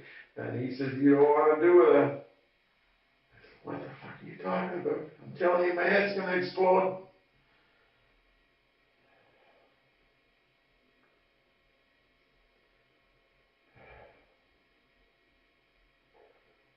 What, Basil, what kind of farm is this that Natalie was on? That used to be yours? It used to, when I was there, I had wild boar, I raised a couple hundred meat birds, I had cattle. But shortly after I was gone, she sold everything to different people. Actually, some of those backhoe friends of hers took a bunch of the stuff away. I don't know where anything went. I was in jail. I don't know where it went. But there's nothing there now. She kept everything. I could never go to court to get any of my stuff. All the farm equipment, the tractors and all of that were mine that I brought there from BB. And I got nothing. Everything. There's still balers there. And they're just rotting out in the field. She didn't care. I'm not covered, not fucking. I don't know who she's with. I don't know anything about her. with her. I have no contact. And Anastasia, I told my phone, I almost had a nervous, she came to the building and she paced for 15 minutes back and forth in front of the building. So she's breaching the condition that I'm supposed to be. I was sitting outside with one of the guys in the building, a Tom that has cancer, and I finally said, that's, and I timed her. She was there 15 minutes, walking back and forth, looking at the building. I don't know what she thought I was going to do. I actually went around the corner and hid. I kept peeking out though, that she wouldn't see me. Because I thought she was trying to get me thrown back in jail again. And then I talked to my old neighbor, and she apparently got a house cleaning job there. And he told me that Anastasia wants to talk to you, and she wants to give you something. And my immediate reaction is fear. She's setting me up. She's trying to put me in jail. Again. She is bipolar. Lewd. So I run. And I do believe I've read a little bit about post-traumatic stress disorder. I believe I have that, but it's caused by use. The police. Because yous have attacked me. Yous are the enemy. Over and over and over. I don't understand why. So, Basil, if we're the enemy, and I can certainly see this frustration you have against the police with your experience with them, then why did these women get killed instead of police officers? Why not direct this anger towards us rather than them? Because I never got there yet. I'm not finished. I'm not hearing the story. I told you about the fat man that was selling tobaccos to Natalie, stuck a knife into my back. They thought that I was a fucking kingpin in that fucking. I heard enough gossip stories around there that's why they were watching me when I lived on that farmhouse. I was afraid there. I was all alone, light shining, windows middle night, up there, police cruiser. Sitting up the road, bowling. I couldn't move. I was afraid. I went for a walk down the road one time. Police cruiser. I bet you I walked for a quarter of a mile. Police cruiser just idling right behind me all the way. I'm panicking. I just walk off into the bush.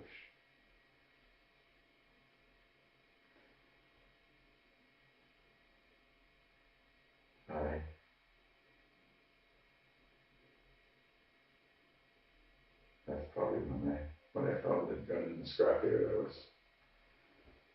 And it was there when they came. They ended up charging me with a bowl that wasn't working. It was my daughter's hanging on the wall, and she asked me to fix it.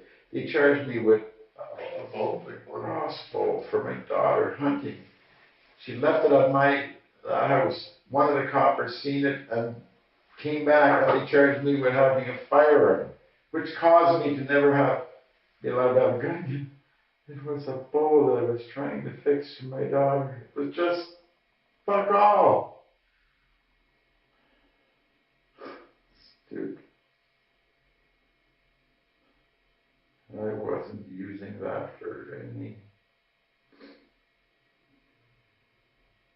I forgot it was there even. I couldn't care less. It was a bow. And even my brothers thought I could bow hunt. Everybody, I thought I could bow hunt. I've never read or seen anything where I'm not allowed to have a bow. My whole family's hunters. Stupid. It's like they tried to charge me with every fucking thing and then the retard lawyer tells me I should plead guilty. And after a while, I had given up anyway. I had given up. I had gone through so many court things. I didn't care. I do whatever the fuck you want. Stress. It's just.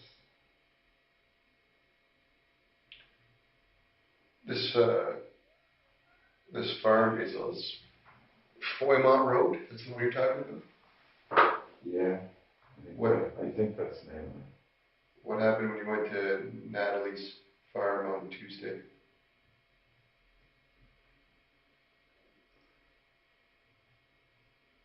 What happened? I just drove in, walked in the door. She was sitting there. She went around the corner. I followed her. Boom. Walked out. That's it. I don't think there was. And it was funny. It was like I wasn't even pulling the trigger on the gun. The gun was just going off. It was just like, boop. I mean, it's like, I don't know how to. Was there anyone else there? I don't think so. I didn't see anybody. Where did you go after? And then drove again. And when I was driving, I went to the fat man. I was trying to tell you this. The guy that she was getting those backhoes from. He was the guy that was selling them. I found out where he lived, a little sawmill. Drove around the place. I talked to two people. I asked them, is the big guy here? And they all said, both said no. One guy said he was there on the other side. The other guy said, no, he's not here. When I drove around, and then I left.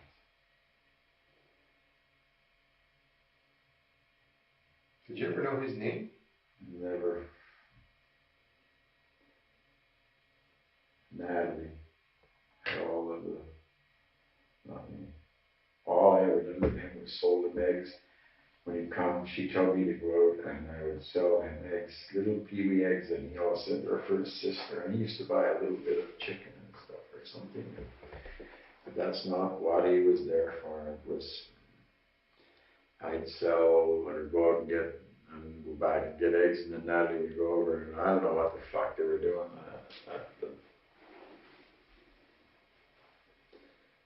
And then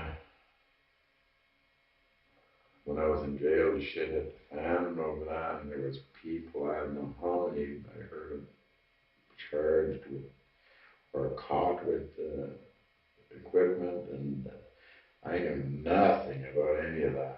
And little by little, I picked it. Even Anastasia knew somebody that had one of those stolen pieces of equipment. The connection between Anastasia and Natalie was, I really don't know the full, if I tried to tell you, I could be lying, so I'm not. I don't know how the real thing happened there between Natalie, the fat man, and, but somehow Anastasia knew, she told me she knew somebody that had one of those backhoes. I don't remember. But Anastasia used to come to the farm with Eric, the boyfriend. And poor Eric, I don't know whatever happened to him, but Anastasia told me that she was going to charge him. I don't know if the guy pled guilty or what he done or if he went. She told me that Chief was drunk and fell against the railing and broke it, cracked it. And then she told the police that he pushed her. And I told her that was wrong, not to do that. And then I thought I had convinced her. And I went to a friend's house sit for a week, and when I was gone, she phoned the police and charged him. And I seen the railing, and it was a joke. I don't know what happened to him. I did even text him and tried to warn him that she was going to charge him with assault and that I was trying to talk her out of it. But he had already told me that she was nuts, and I didn't believe, because I only as a friend, and I never saw her go apeshit. This is the fat man? No. Oh. Eric was the guy that Anastasia's boyfriend.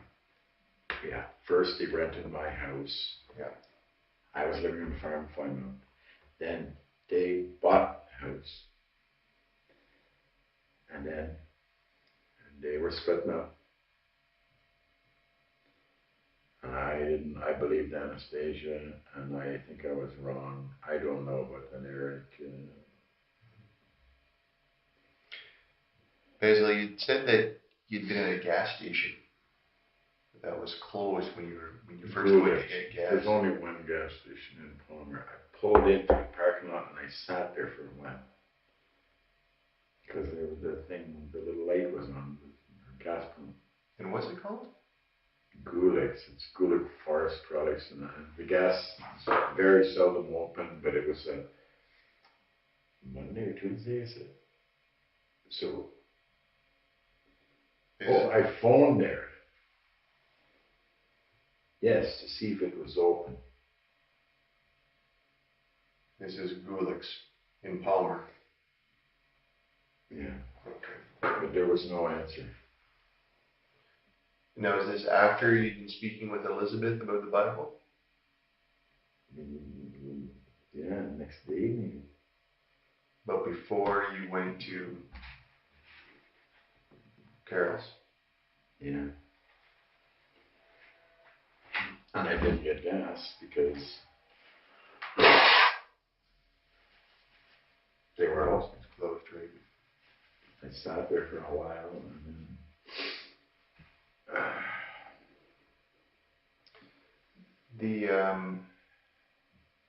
the phone that you took from Carol's, cell phone. yeah. I I only took it because I dumped her purse to find the keys and there was the phone. I don't know why I picked it. Well, I took. I don't know. I don't remember thinking about it, but I just thought I was gonna. Maybe that wasn't. Maybe the thought was. I don't know. I thought I was gonna read. I wanted to read why she was laughing when she was texting. She was really laughing a lot in the cottage now, sitting over there. Do you remember where you threw the phone away? You seemed to think it was Eganville, but then you weren't sure. I never went to Eganville. I wouldn't think I threw the phone away.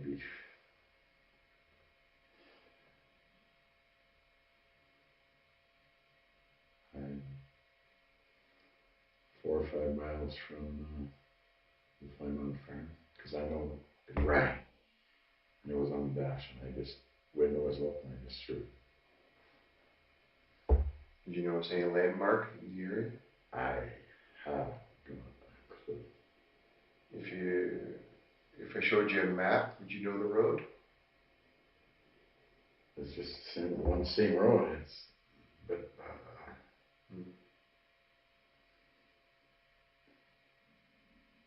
I have no idea. I never did look at it. When it started to ring or chirp, I just assumed it was the guy.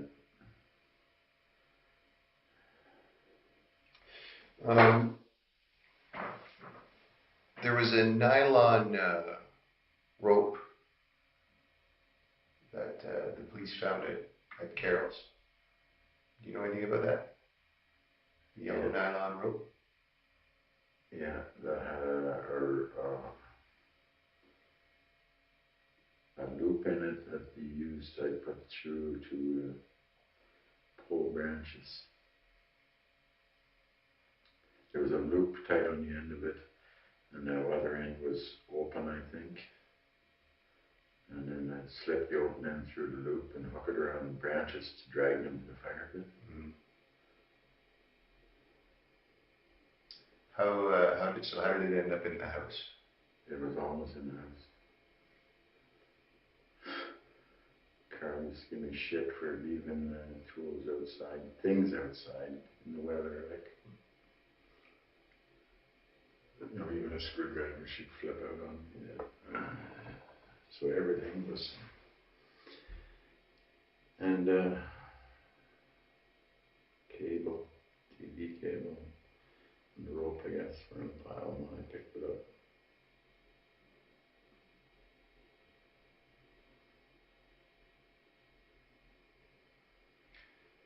How do you feel about what's happened to these women, Basil?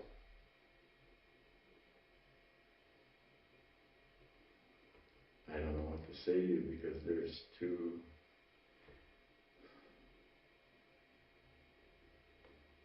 of me. Well, That doesn't make sense, does it? let's hear two perspectives. It's not, it's How do you feel right now? Not at the time is what I'm getting at. Right now, me and you in this room. empty.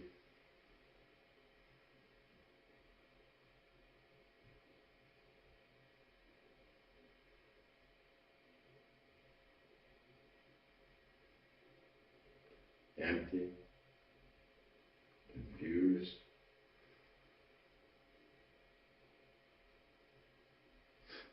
even disorientated, if that makes sense. Like, because, and,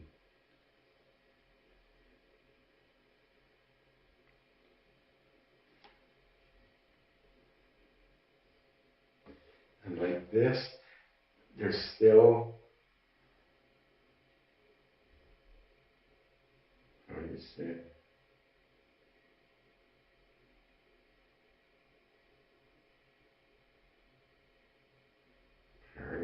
Part of me says,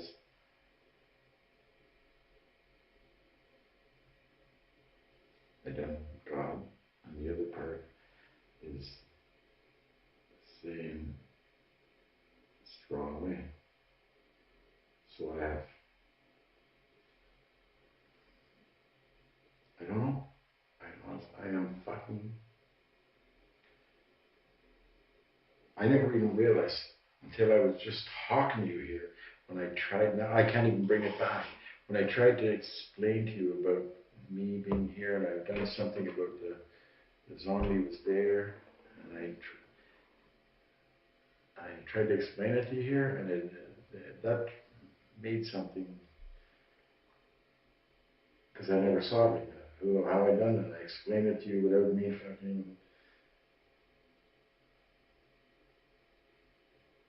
and right now I don't even know what the hell I explained to you.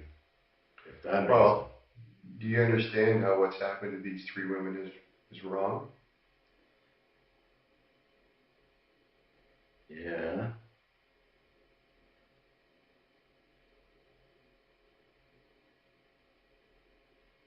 Would you take it back if you could? Of course you would. But I don't know. Why?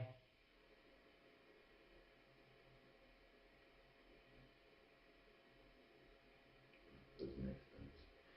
Yet when I asked Anastasia, why did you lie? Why couldn't she just have said, I'm sorry? And I'm sure now it would have stopped. But no, that would have been enough.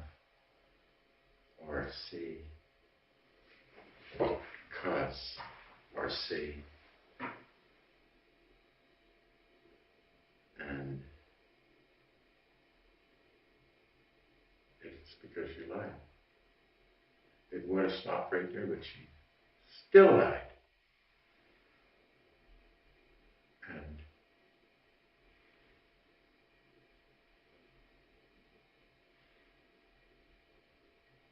And Carl lies. And I talked to her so much about being honest and the truth and positive, and she still lied.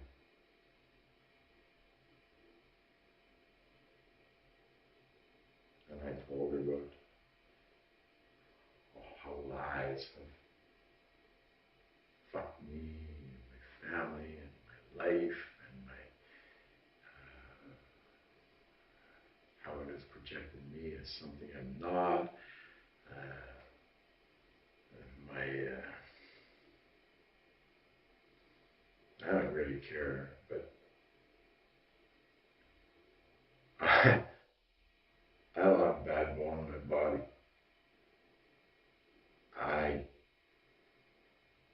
So many people know about all the things my ex-wife done. I have been told I would never put up with that. I would be so mad. I would kill her. All of these things. And anytime I said, all I feel is pity. I feel sorry for her. I told my kids, I feel sorry for your mother. And I tell them that if they could help her, I can't anymore. They were going to one time I heard them talking about an intervention. I was happy. I thought, oh, the kids will get together, they'll do something. So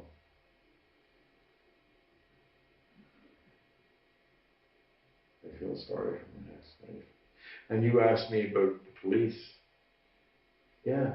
The cop, because Miller put it to me for nothing, and the other one was Laura's friend, the cop. I can't even remember his name.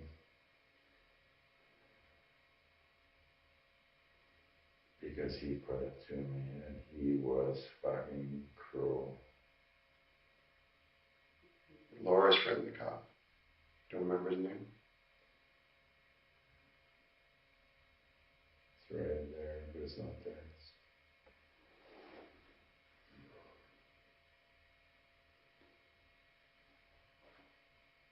Dirty, dirty fucking cop. Yeah. The one I'm talking about used to sell cocaine in high school. He was in high school. Laura, I guess, was in high school. She's older. And Laura's a bipolar drug addict. I know this for a fact because I don't know how many people told me about him, and now he's a police officer. And fucking, what is this?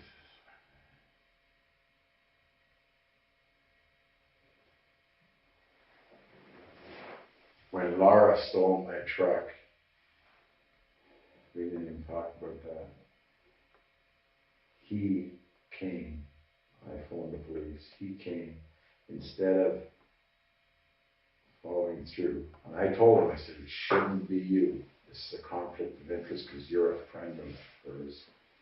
And he just kept on talking. I said, why? There's another cruiser. I said, why isn't that cop talking? I don't know him. He said, no. He kept on. Then he left my place and he went directly to her place and told her everything that I said and that she was going to be charged. And then after, a day or two later, then he removed himself from the case because of a conflict of interest. But first he went to a Shirley Bird, and Laura stole my credit cards in Ottawa, and I thought it's so simple. The video in the store and in the city at Christmas, her using my card, and nothing happened. Nothing. What does that cost me?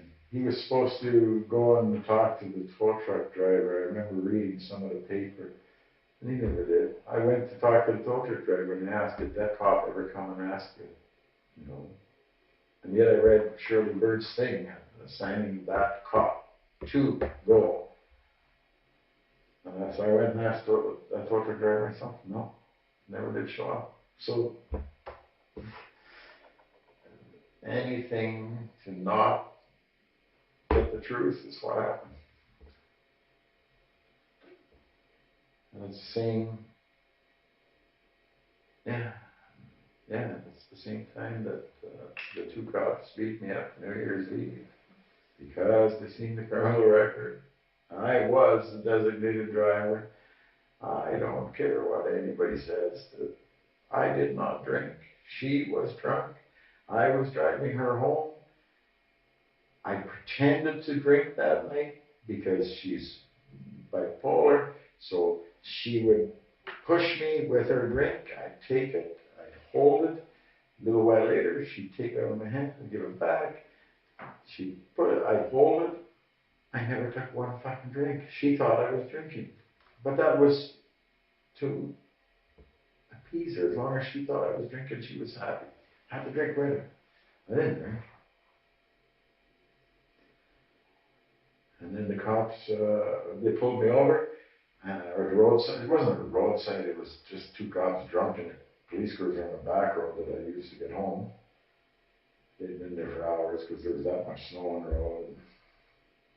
pulled over, and two of them get out, and they're both fucking wobbling, and the radio in that cruiser was so loud you couldn't even hear. And I told them I was a designated driver and whatever, and they just carried on. And then a little while not quite home, the same cruiser comes pulling over again, and that's because they read the computer thing, ran my plate, and there was Basil Borutski was charged with rape and whatever, 12 charges that weren't supposed to be there. He was found not guilty of them. That was all the loony wife. I was already years before and gone, and I was never found guilty of none of them. And that's why the police should have seen that. And then the next time she went nuts, they should have been saying, hey, look at this lady's loony.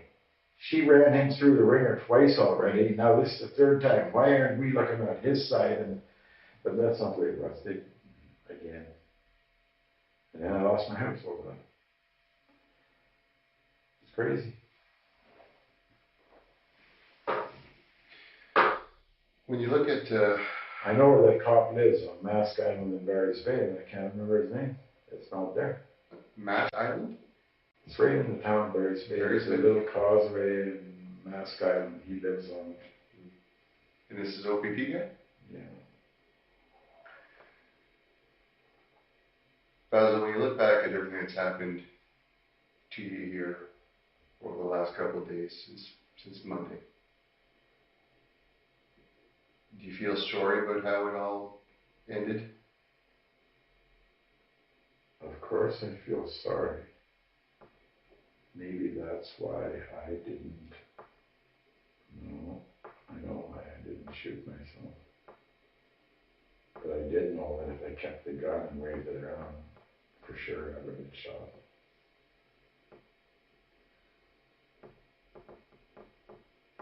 I was thinking but not thinking. I was thinking I think I was thinking a little better when I sat down at that picnic table and I started writing. For some reason things seem to be more clear. Must have because I didn't move anymore. How long were you there? A couple of hours. Did you find the booze? Not sure. Did you have booze there? I had a bottle of 40 Creek and a bottle of wine and a little bottle of Fireball. I left the car and we went through the bush back out to the highway and I crossed the highway. And before I found the gun, I left the booze there because I planned on drinking and blowing my head off. But then by that time I started thinking about it, you can't do that, Basil, you're innocent. If you blow your head off, you'll never go to heaven because... So the booze you left with the gun in the bush? No, I dropped the booze, then a while later I left the gun. Maybe not far apart, 100 yards, 200 yards, I don't know. I just knocked the booze down. Then later I was walking, I'm not in good shape. I don't know how long it took me to get that far. I know I was really, really tired. I remember my right leg was really sore, so I was sort of flopping around.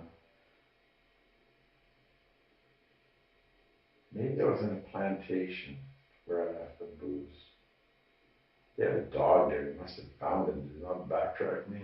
You know what, they may have, I just don't know. This is the first I've heard of some booze, so. They may already have found it, I don't know. I didn't open any of it.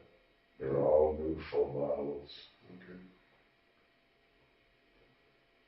I left $100 in Cheryl's console for gas.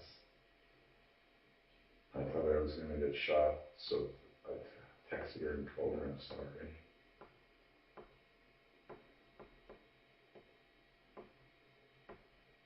Are there any other victims out here that we need to know about, Basil? Yeah, like other than these 3 women here, is there anybody else? No. No other bodies that we're gonna find? No, Okay. I don't think so.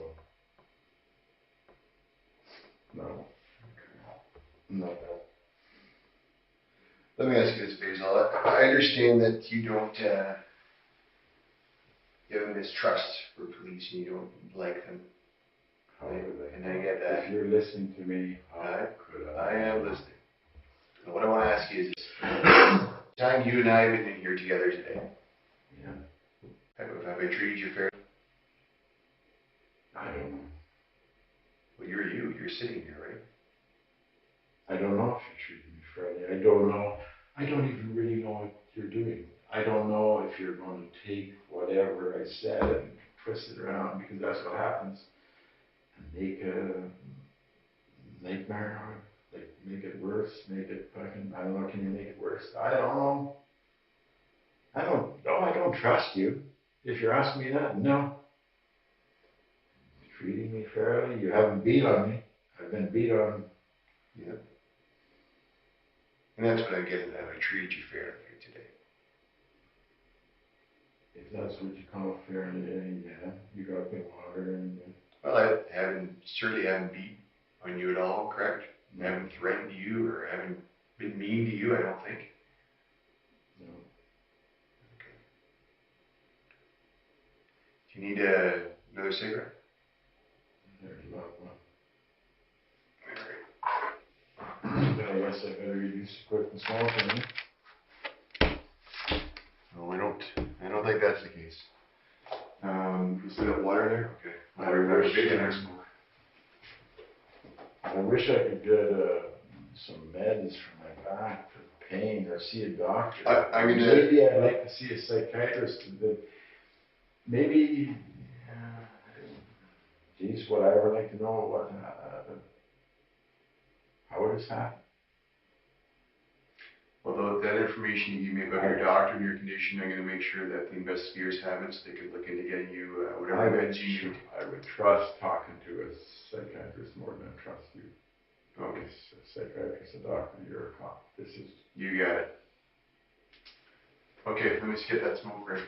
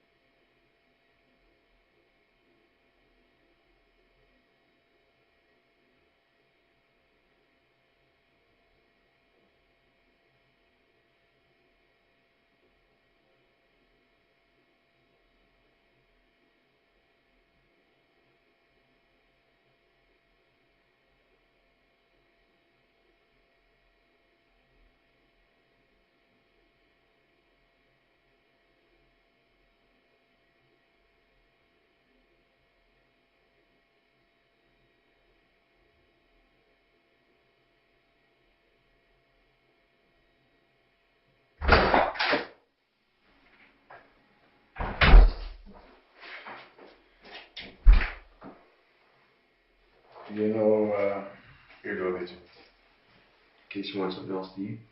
like, I tell you that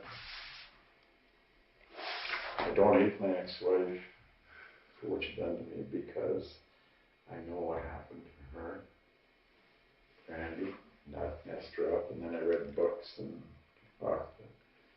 So I can understand. I can understand why she struck out with me. So that's why I never even thought of ever killing her, Okay. Who? hurting her, or anything. And then Carol, who I called Jiggy, her husband died 5 or 6 years ago. 5.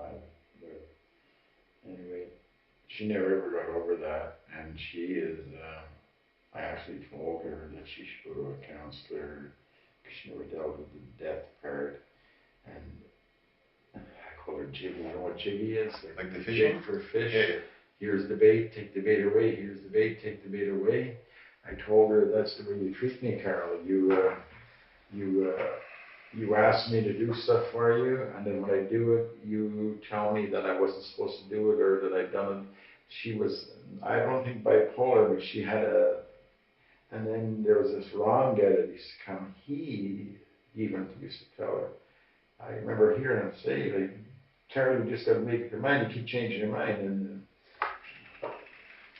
So Randy is your ex-wife's daughter's. Who's Randy? I'm a little bit confused my about that. ex-wife's brother, Your ex-wife's brother is Randy. Randy Mask. Mask. Like M-A-S-K? SK. My ex-wife's name was Mary Ann Mask. I don't know if she's a Mask or a Borutski anymore because I haven't spoken to her since. Okay. And this fat guy, we don't know his I name. don't know his name. He owns a sawmill in little tiny sawmill, lives in a house trailer. And where's the sawmill? Let me try to keep. Okay. The way it was explained to me is that it's in the town of White Lake. There's a roadside park at the lake, you know what I mean? Like a place with picnic tables, maybe a park. And he lives right next door to it on the lake, in a trailer, and there's a little sawmill in the back. Is there a name for the sawmill? It's in White Lake. Right beside it.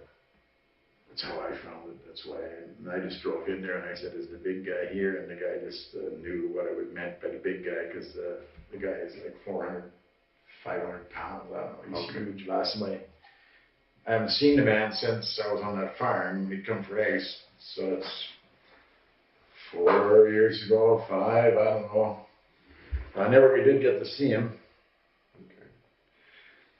This road that goes out to your farm and Natalie's farm, Yeah. where you threw the phone away. I don't know where I threw the phone away. I just know. Oh no, but just what do you know the name of the road or? It's that road that the farm's on. I was going towards Eganville, but I never went to Eganville, so it's before.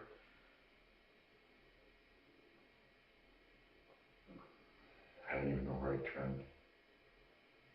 I turned off that road, up the back road, and then I came out on it, and then I was in Baker. So, Daker's the only place I remember. The sign Daker. And I remember thinking, what the fuck am I doing here? And the answer would just be, well, God, you must know what you're doing. I'm in Daker. And then the next thing, I talked all the way. So when you get to Daker, where's the farm in relation to Daker? Way before. Mm. An hour maybe before. Give me a piece of paper.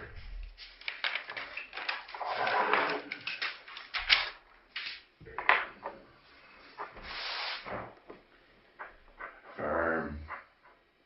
Long driveway, beside highway. Eganville. That way. Mm-hmm. Maybe 4 minutes. Then before I didn't go to Eganville, but I went that way. And then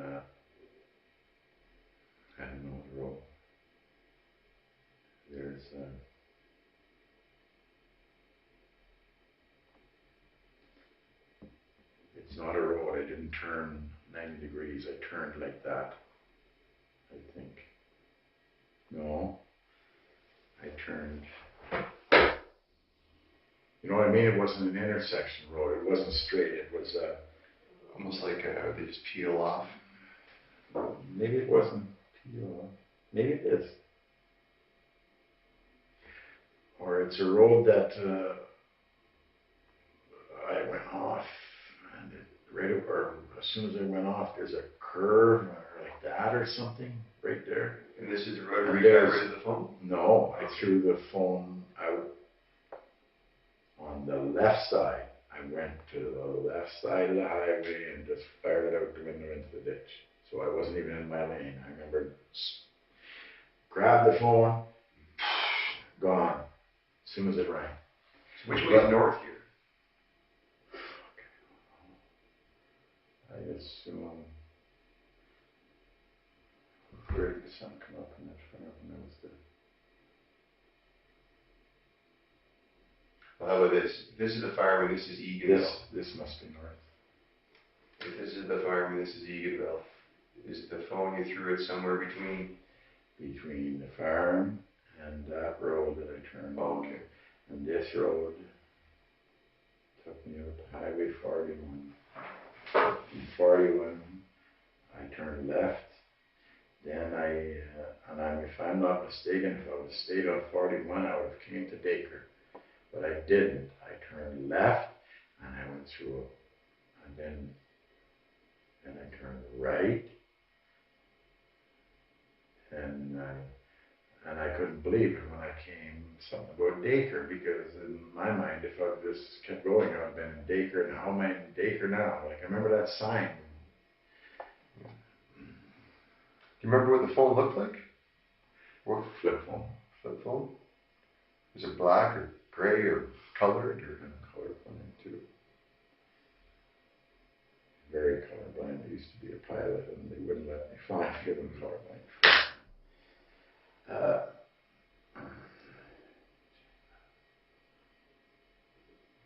I can't. I just want to find the phone. Is that what you want to do? I would like to find the phone if we could. Do you remember what make it was? I didn't look at the phone. It fell out of the purse. I got the keys. I picked the phone up with the keys. I threw it on the dash. I never touched it, never looked in it until it rang, and I fucking threw it out because. Okay.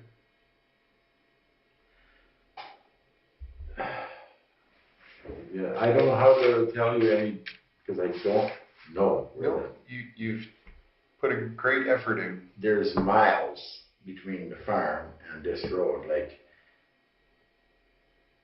15, maybe. Okay. But I do know I threw it on the left side of the road because I threw it with my left hand because it was. And I'm trying to think of something that I might remember, but I don't remember. This isn't like me driving. Can you fucking understand that? Jesus, this is fucking hard. Definitely very hard. And that's why I said you're doing a great job. This wasn't me. Fuck, it was me. Oh, I was.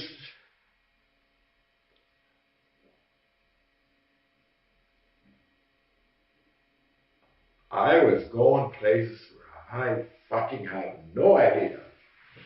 And it was like someone was telling me to go here, to go there, to fucking this road, that road, fucking.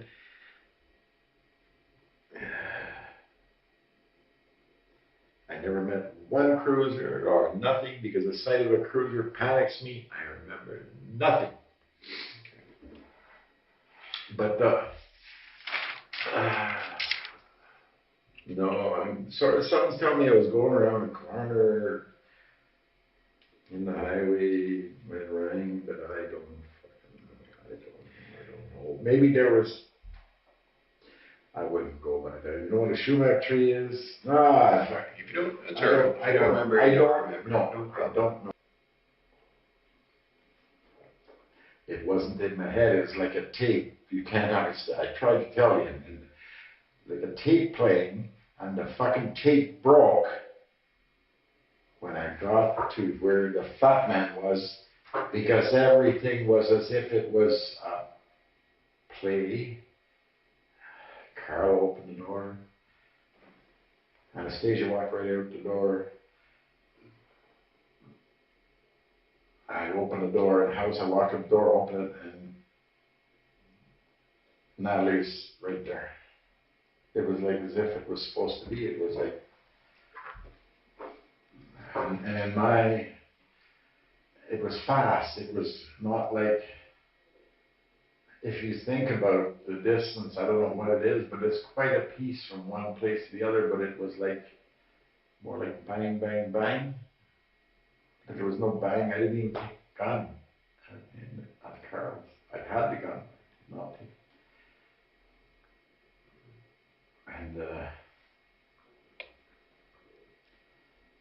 And I don't even know if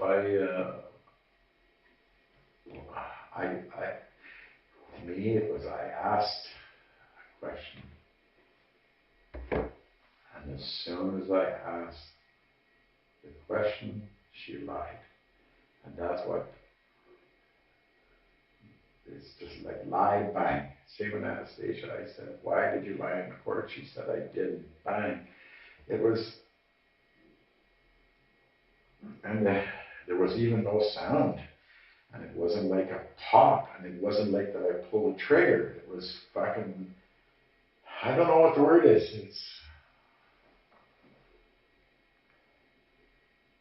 I'm telling you, man, I fucking,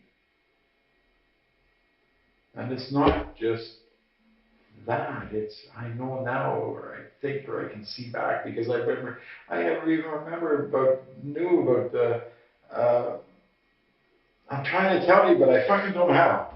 It's like I'm standing here and I can see myself going to the car. No, see, I'm confusing stuff. Yeah, I was going to the car. Then I went left because that's where the gun was. And I watched it. Then I came back to the car. And that whole part is like me being in the parking lot watching. And then I guess I was in the car. Okay, Basil, I'm going to step out for a second and just talk with my partner for a minute here, see if there's anything else I need. Why don't you just take a break? Is there a partner watching all this or something? Oh yeah, there's somebody watching. On that? The black, remember I showed you the black bulbs? Oh. I'll be right back, Basil.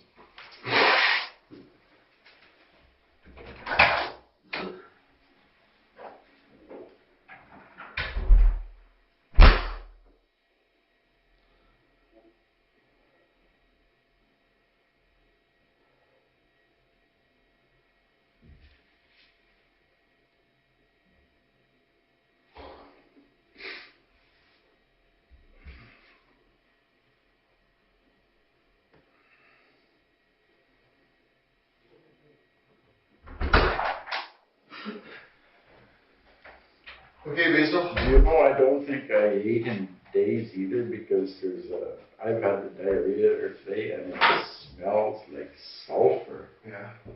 I don't know I wonder what that means. I've never, So listen, we're going to get you over to the courthouse, okay? We got to go. what time is it? I think it's about 2:30. 2:30. So if you want to eat your sandwich and then you can throw your I'm shoes. afraid to eat it because my stomach, Oh, I see. they Okay. gave me a granola bar or something, and right after my stomach just started to, so look at it, I can hear it gargling again. If you don't feel like you have to eat if you don't want to, alright? I'm gonna shit my pants, is what I'm worried about. Do you want to hit the bathroom here before you go to court? Next door? I want to tell you about that other, they're talking about the things that, I want to tell you another thing with the police. I was in Ottawa jail. They were taking me to Killaloe in the paddy wagon. I told them that I need to go to the bathroom. And the paddy wagon stopped in Renfrew from Ottawa to Renfrew. I kept telling them, I need to go to the bathroom, I'm going to piss my pants. And I have a problem, I got a hernia, I cannot hold. Mhm. Then when we went to Pembroke.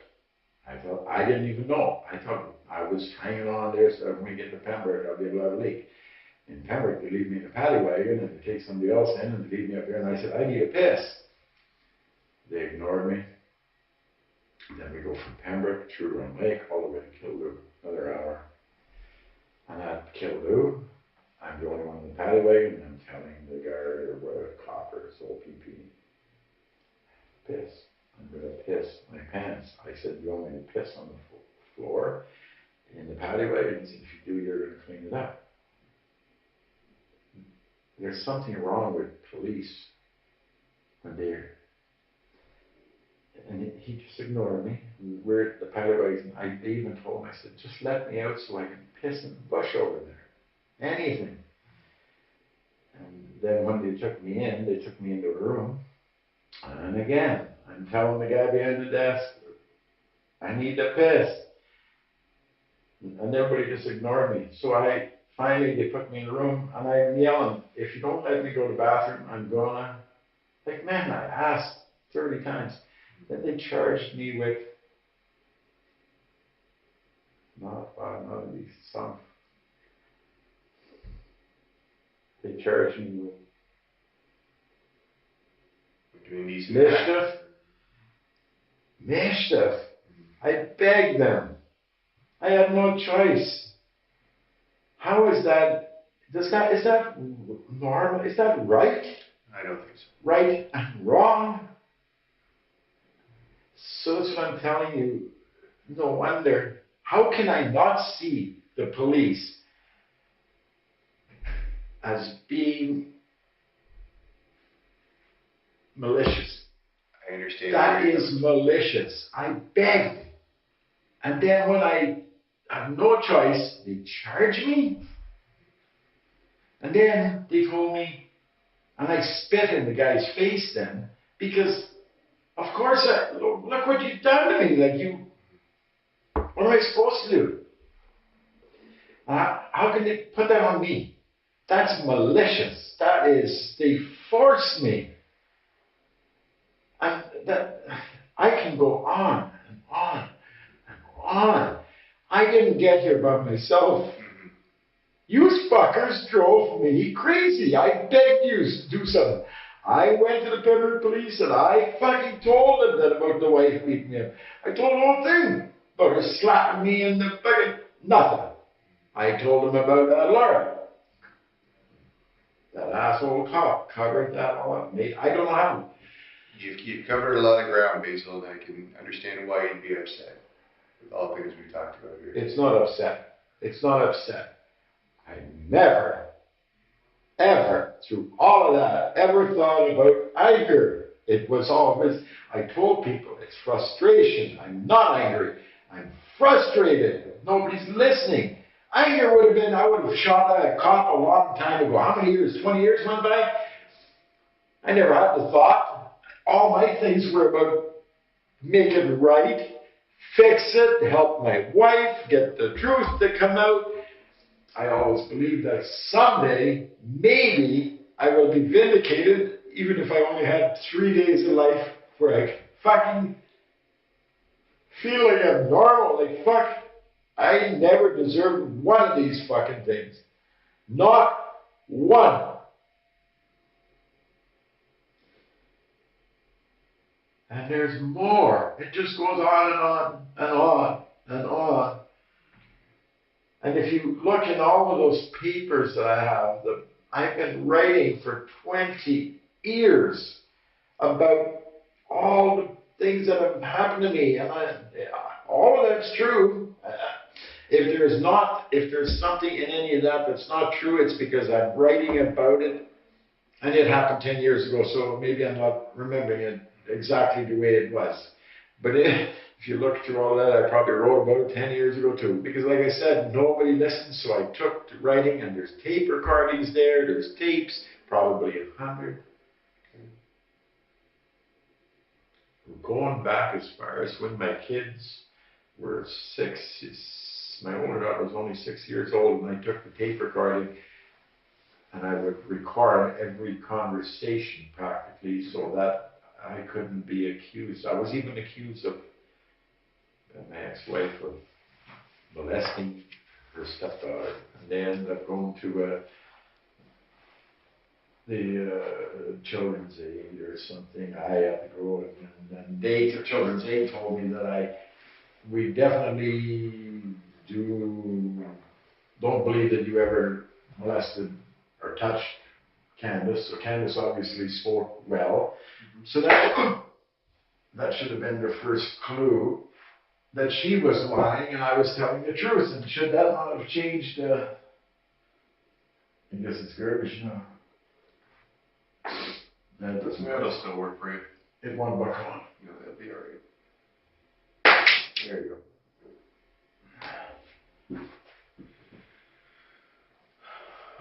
Okay, sir. So what happens here now? So we're going to take you over to bail court just here in Pembroke, okay? So just be a short trip, and you'll get to go and see the judge. Thank you for talking to me today, sir. I know I'm not supposed to.